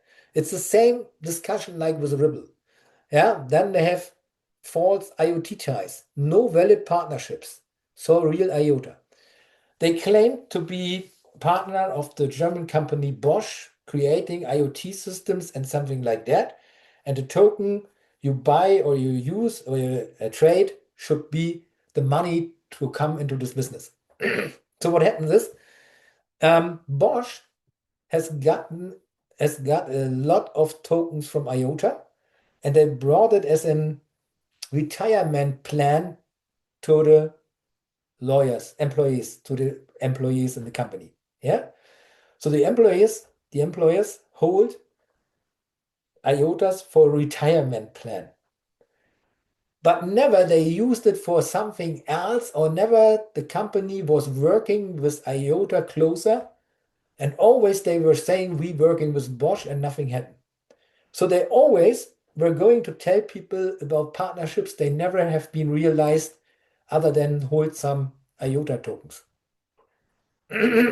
So, and now you can see that this is a really, really, really big problem. And now you can see that all that mistrust, distrust, and all the tricks on that games and the markets. What do you think as a regulator? What will you think when you are from a prosecutor side? What will you think if you're in a governance? Do you think if you see something like that DLT is a serious system? Or would you think I have to protect my folk for losing their money, which I need here in Texas to run the county? It's a totally different point of view, right? But that's the reason when people tell you we will have an outcome, we are working with governments, we are working with the business. Nothing of that is real. It is only to create a scarcity, jump on board as long as you can. You do not want to come into the situation like you have been with Apple. You never bought Apple, now you have a problem. You never bought this, now you have a problem. Think about it. No, here it is. You can gamble around that phrase and can make people think that's the next big outcome. Even today, a blockchain company was saying, WiseKey, they were saying, oh, we will sign transactions via satellites. A satellite can't can't sign a transaction if it is not a miner or a node or something like that on board. And they said, okay, there was a project, a satellite project, and I know the satellite project as well as the European, which is struggling and everything, but already the satellites are there without a node or something like that. How will they now send the transaction to a satellite for signing? Totally bullshit. Actually, it's the hype in the network. Yeah. So you see, storytelling is one thing. Sell your story to people who haven't got any idea about technology is another thing.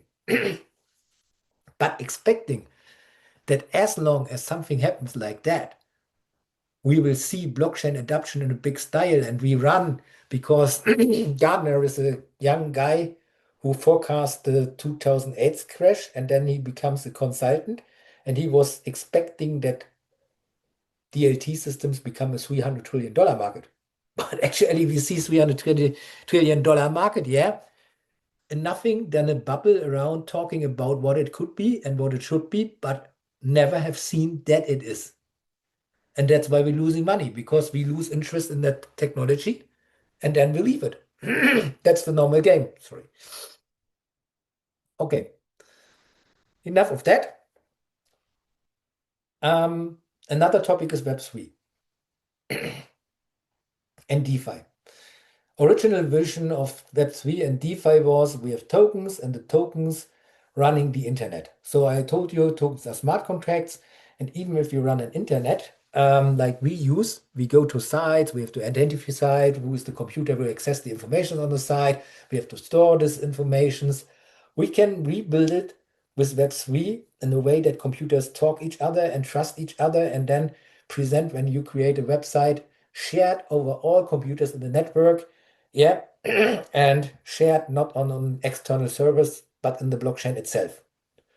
That's a big thing when you think about NGI. It's called Next Generation Internet, and you read about it. There are a lot of papers also from the European Parliament which say our next blockchain, our next internet, they want to change the internet, should become an internet of blockchains. Yeah, so the internet is integrated in blockchain, so you can verify who is doing with your business, who is presenting that page. It's totally controlled. Yeah, but the original vision doesn't work. In 2006, they worked on it.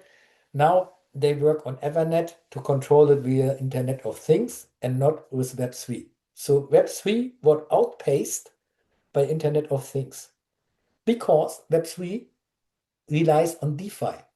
So we were thinking about a decentralized network with DeFi markets, and anyone is a unique number in that, but it is a little bit more anonymous. Yeah. So we had that idea that Web3 and DeFi is bringing back the value to the people and privacy. And as we see, it is not working because we're depending on wallets and wallets are controlled. We have to do KYC. We have registered wallets and something like that. We have been surrounded by the normal fiat world. That's exactly what it is. Think about a lot of think about you're in a wood and then you feel fine in the wood and it's a really large wood, an area where you can live with your family and you are free. But one day you come to the border of the wood and everyone is surrounded by a big fence and they say you have to stay in the wood and we know who you are. You can't go here over the border. And exactly that happens to Web3 and DeFi.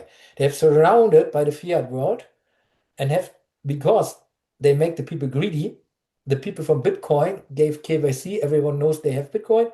They sent their Bitcoins into the DeFi and Web3, and now it is controlled by financial markets and fiat markets and also from government side.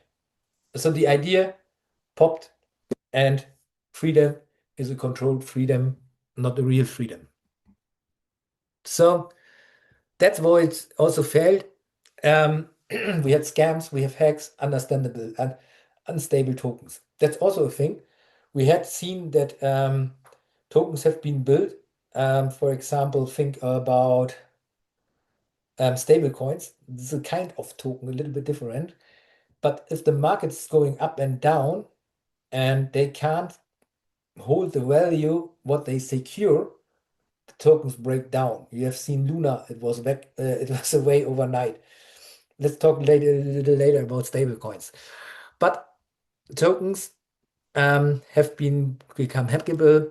So for real world use cases, the smart contracts are not attractive enough at the moment. If you ever build a smart contract which can't be hacked on the blockchain, I think that will be a mind changer. But I guess also it is a little bit near impossibility. Not impossible, but it's very tricky. So another thing is when we think about Web3, we had wallet-based interaction. So the idea was self-custody, my tokens, my money, my control. Yeah, that's what it was. Yeah. So that was what Web3 was promising. Yeah. So we have on no gas cost. That means transactions are very cheap. Yeah. And the competitions we had make it cheap. So if you have 1,000 users who use that in their own way, and they want to have a community which uses also that stuff, and the community knows their high fees, they will stay away because the competition is going with cheaper fees. So that's what about home gas cost competition. ndaza On the other kumubaza side, amasaha we had mu seen Masanza users select amasange and use Web3 applications. kindi mu gitondo kandi ndashaka kuba ndi kwiga nkahita nshaka uburyo ntangira gukora nzafatanya kwiga no gukora ese umva byakora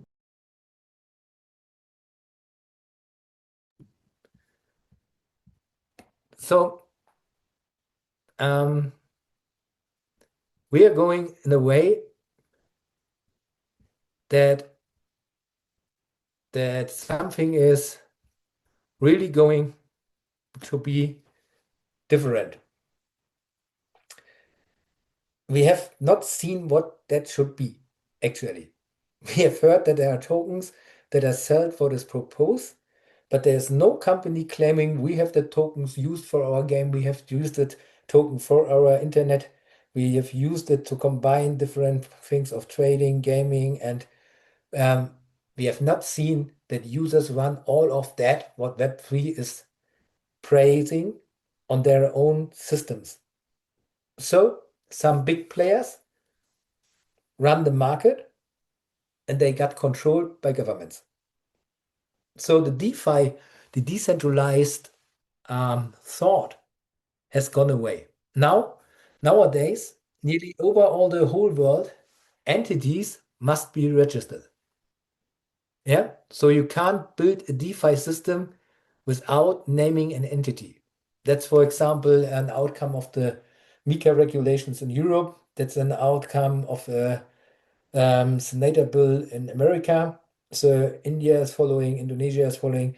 So the idea we have a decentralized financial system only run by people for people has been covered, yeah, by the normal fiat world.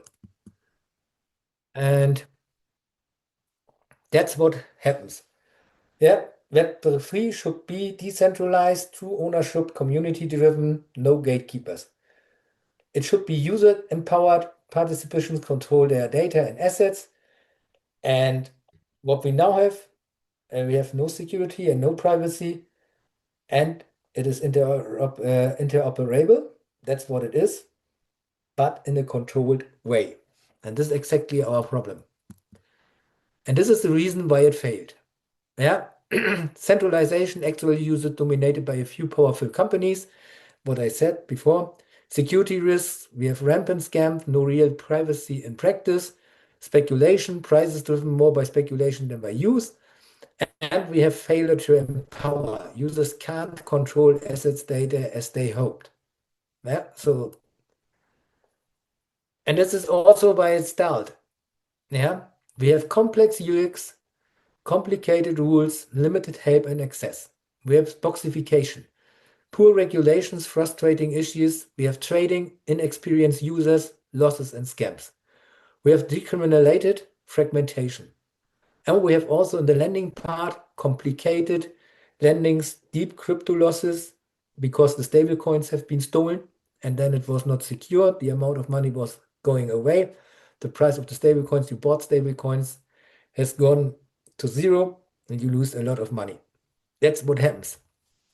So, in the end of the day, we have left Web3 as a decentralized web idea, which is not fulfilled. DeFi, which should bring decentralized finance, but is controlled by KYC. And we have digital state money. These are CBDCs. And now, what I told you, let me tell you one last thing about stable coins. The idea is easy. For example, you buy Bitcoins for actually 90,000. So you buy it with stable coins. So stable coins should be one stable coin, $1. So if you buy 90,000 stable coins, you hold the stable coins and lend for that same price some Bitcoins. Then you trade with the lendings of the Bitcoins and hope that the price is going up. So now you have the problem, if the price is going down, you have to pay lending fees. And the stable coins is the securement of the price at 90,000. So think about, you say the price will be 100,000 and it is climbing to 90,000. You have to pay for the bet and you have to pay for the lending fee. But it can't crash beneath 90,000 because you bought stable coins which secure the lending. Okay? So what happens now? A dollar is not a dollar. For example, when you exchange euro into dollars, 1 euro is actually worth of $1.17. So you see, it is not 1-to-1. So now think the price of dollar is not $1 exactly, it's only 80 cents because of the markets and the trades and the currency trades. Okay? And now the government says you have 100,000 here and you have to cover that with 100,000 stable coins. But now 100,000 stable coins are not 100,000 euro or dollar. 100 stable coins now only 80,000. So they ask you, what's about the difference in 20,000? Who is paying for the 20,000? And exactly that is the way how you can crash stable coins. So when you hear that governments want to use stable coins and they issue stable coins because they want to have digital money in form of stable coins, the next big hack, I promise you, is not hacking the stable coins and the digital money anymore. It is hacking the monetary system. Gamblers will put a lot of money in uh, Lombard contracts. Lombard is something like that. If I'm coming with my money to your country and I exchange that money, I have to pay Lombard fees. These Lombard fees are representing the difference between your money and my money, and people can make with that fees a lot of money, banks. So now think about, I'm a trader and I use that to sell my stocks on different countries by using the effect that the fees from Lombard are various depending on the country I will exchange that. So now I can make a business out of that and can trade these Lombard fees. I can make out of papers and states and then I can trade them. So when I trade these differences on a market, it is volatility. And volatility kills stable coins. So make it a little bit easier. Every one of you have heard about that in a foreign time, in former times, US dollars have been backed by gold. So that means the amount of gold, the value of gold is exact the amount of fiat money. In 1972, There was a conference in a town called Bretton Woods. They said gold is no longer depending on fiat money. Why? Because of trades and economy growth. They couldn't dig that much gold against the value the society was creating by becoming an industrial society, building more cars, houses, skyscrapers, and everything of that. Okay? So what happened? The whole system was blowing up because there was no enough gold to cover the assets. And so they decide to kill the gold standard, and people who have believed in gold run into oil, which led a couple of years later into a crisis that there was not enough oil. And in Germany, I remember when I was a young boy, we had Sundays we do not drive cars because we have to save oil. That's ridiculous, but it happened. And now think about you have stable coins, and the value is not one to one, and it is going down like it happened to Luna and everything. And the government is coming around and saying to an exchange, why did you cover that with stable coins? There are not enough stable coins because the price was going down. It is not $1, but it's only $1 to 50 cents. So as an exchange, ask yourself, where do I get all the money to buy more stable coins? And if you are owner of stable coins because you want to secure your trades, like I told you with the Bitcoins, 100,000, 100,000, what will you do? Another thing is, now you have the 100,000 here in stable coins, and you think, okay, I can exchange it back. If everything is wrong, I have my 100,000 in stable coins. I will one to one. I have no losses and I have no winnings. Okay? But what? And that happens. Really, it happens. If a hacker steals your stable coins and sell it for his own pocket on another exchange. Without a security, the value of your price is going up and down, and you have to pay the fees and something like that. You have to pay it from your own pocket because you have no reserve. It is gone away. Poof. And now governments will tell you that stablecoin is a good thing. If they want to secure, and I say it's, if people watching this from a government point, there's a solution. Stablecoins should not depend on a fiat money system. If you want to issue stablecoins as a stabilizer, they have a dedicated value which is fixed by governments and rules. So no market can influence a stablecoin, and that value is fixed. So every time, like a dollar is a dollar or a euro is a euro, you have a stablecoin, you go to the bank and you get exact that amount back, no matter if it is market influenced or not.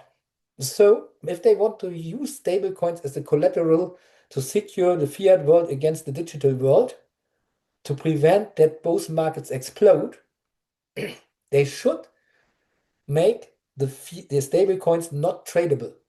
And nothing in a way that no bank can use this like gold. You say you have amount of gold, and then I go to trade on the markets with the gold and thinking the market is going up and down because no one asked for the stablecoins. No, they just accept the value in it, it is there, and the banks have to prove the governance that their price is the same and they do not gamble around with the stablecoins. In that case, you have a real stablecoin. If you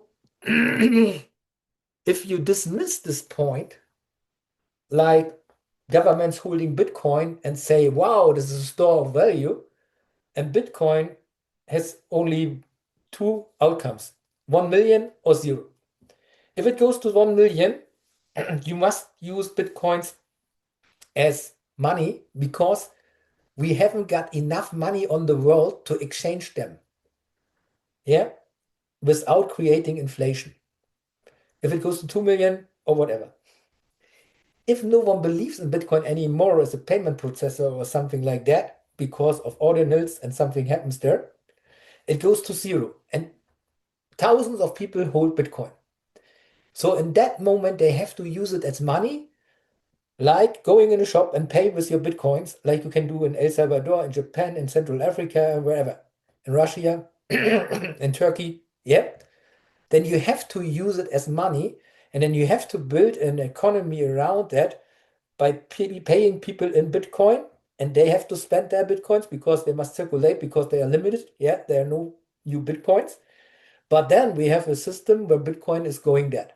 When you hear about Bitcoin maximalists like me, there are only the solutions. We drive the markets that high that Bitcoin becomes a value of over 1 million, then it's more worth as a fiat game all around. Yeah. Then we can't exchange it because then we have to print fiat money. And we can't use assets against Bitcoin because the asset market is secured by the asset itself. So there is a collateral and it will explode. On the other hand, if the trust is going because ordinals and everything fails, and ordinals is dangerous because every time you kill a Satoshi and it can't use for another purpose, the limitation of Bitcoins which are accessible as money is shrinking, so we have more scarcity. And the people lose interest in that because it becomes too ununderstandable, and next generations do not believe in that anymore. It can go to zero in the next 20 years. It is money because people are common to use it as money. So hyper-Bitcoinization is the opposite of that what we see in the DLT markets actually. If we want to have blockchain technology, we have to regulate the markets in that way that we say every coin and token project has to prove against a governance that it is real, that it is built on real items, that these items are integrated into a system, and then people can decide whether to invest or not. The next thing is the DeFi markets have to be regulated in a way that they accept they are not decentralized anymore, only by technology, not by people, and have to become the way like Robinhood or something like that, that you can invest in that, but on the same rules which you have to do in the stock market, and on the same way that you can't, we'll say, you can't play that game that you push coins and then you lose coins or something like that. So there are more regulations in there. And the next thing is that stable coins become stable by law. And this is what killing the market itself, of course. Then you haven't got that markets you know now. And it is for many people a good idea to go and gamble with coins around. I don't want to say this is wrong or something like that. Don't mind me. I'm lucky of every one of you has on a trade system and made a lot of money. Yes, I'm fine with that. I'm coming from the point, does it change any problems we actually have in the world? And I will say, because the more money we get, the more luxury we want, the more we have to produce, the more we harvest the earth. And if we harvest the earth more than we can access, we have problems. And that's actually what we see in the world. The climate catastrophe is not carbon. Don't mind that. The problem is we have overshooting day. We have used too much resources. Now think about the Western world where I'm living is using more resources, and in Germany we use every year resources of 3 worlds. So what does that mean? If we use resources for 3 worlds, other countries have to use only a percentage of 1 world. Yeah. So, and this is the unbalance between, I would say, development countries like you or wherever poverty is. Okay. So, and the more money we earn, the more money we get to spend, the more we must produce, the more resources we waste, the less we have. I think you can follow me. That's why I'm not wishing you luck with your trades and that you have a better life than before. That's not my sin. But we have created a Bitcoin which has no interest fees. So you do not work for interest, you work for an item itself. You work for your own sovereignty. You work for a sovereignty of a state. But since we have international currency fund, which is saying, you country, you have to do that and that, because if you do not that, we do not support you with money. As long as we are caught up in the systems, even governments have a big problem to get independent. But actually, you see that the Americanos understand that, even if they have a trouble like Trump. Yeah. But that guy understands that much economy that he says we cut all our dependencies to other. We do not spend money for other. America first. And that's actually the point. He understands not a lot of politics and how to act. You see, he has a lot of damage there yet, but on the other side, he has an understanding, a feeling that if we support the whole world and if we go that way and we use more and more resources, not for our own people, we have more climatic problems. We have to look at us at first. So the idea of world economy, and that's the paradox. We're sitting in Davos with the World Economy Forum, and we're sitting here in this situation. There is no world economy. It is fragmenting. And this is what happens to our nice digital world. It is fragmenting. So what we have to do is bring Web3, DeFi, CBDCs, stablecoins under a hood. Bring it back, that we have the balance sheet where we use Bitcoins as money, and we use the DeFi systems for everything I told you in the beginning of the video. If we understand that we have to use it in that way, if governments understand that this is the solution to build trust from the people into their own government because there is a return you can measure, then countries will be growing, they will become big. And then we can reconsider how we want to live in the future and how we can have a responsible acting in the future with all of this stuff against our environment, against our resources, and the peace of the world.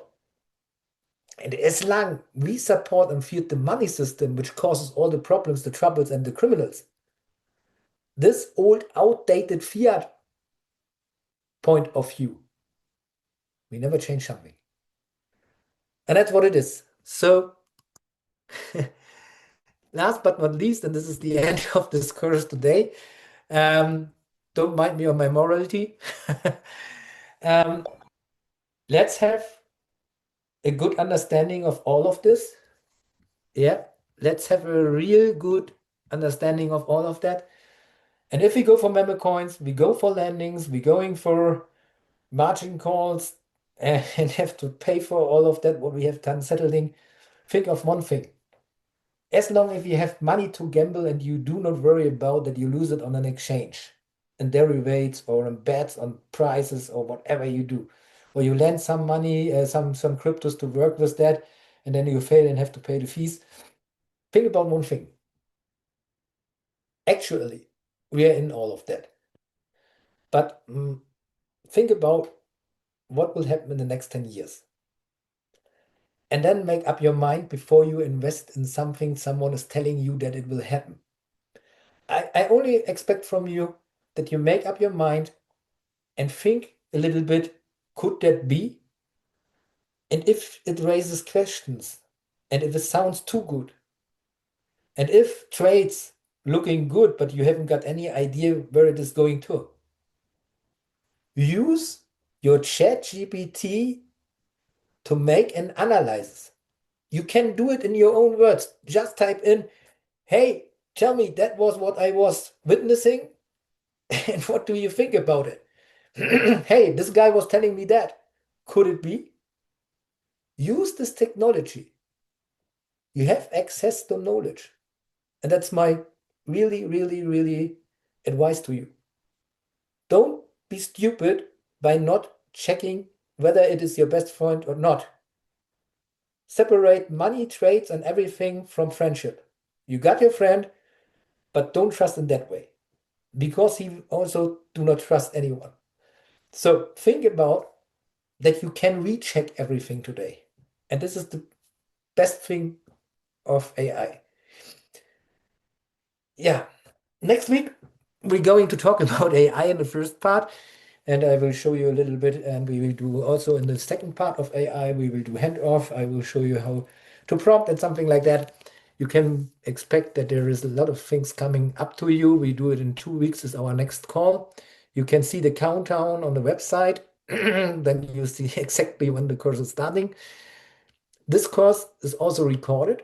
We put it on our website. I will also give you the slides and everything that you can recall what we have talked about, so you can work with that paper. So then you have any informations also that from the last course. You can see the video on the same page of YouTube as you can see this one now. And yeah, I hope you liked it. And now we come to the point where you can ask questions. So we likely invite you to ask questions if there are anyone.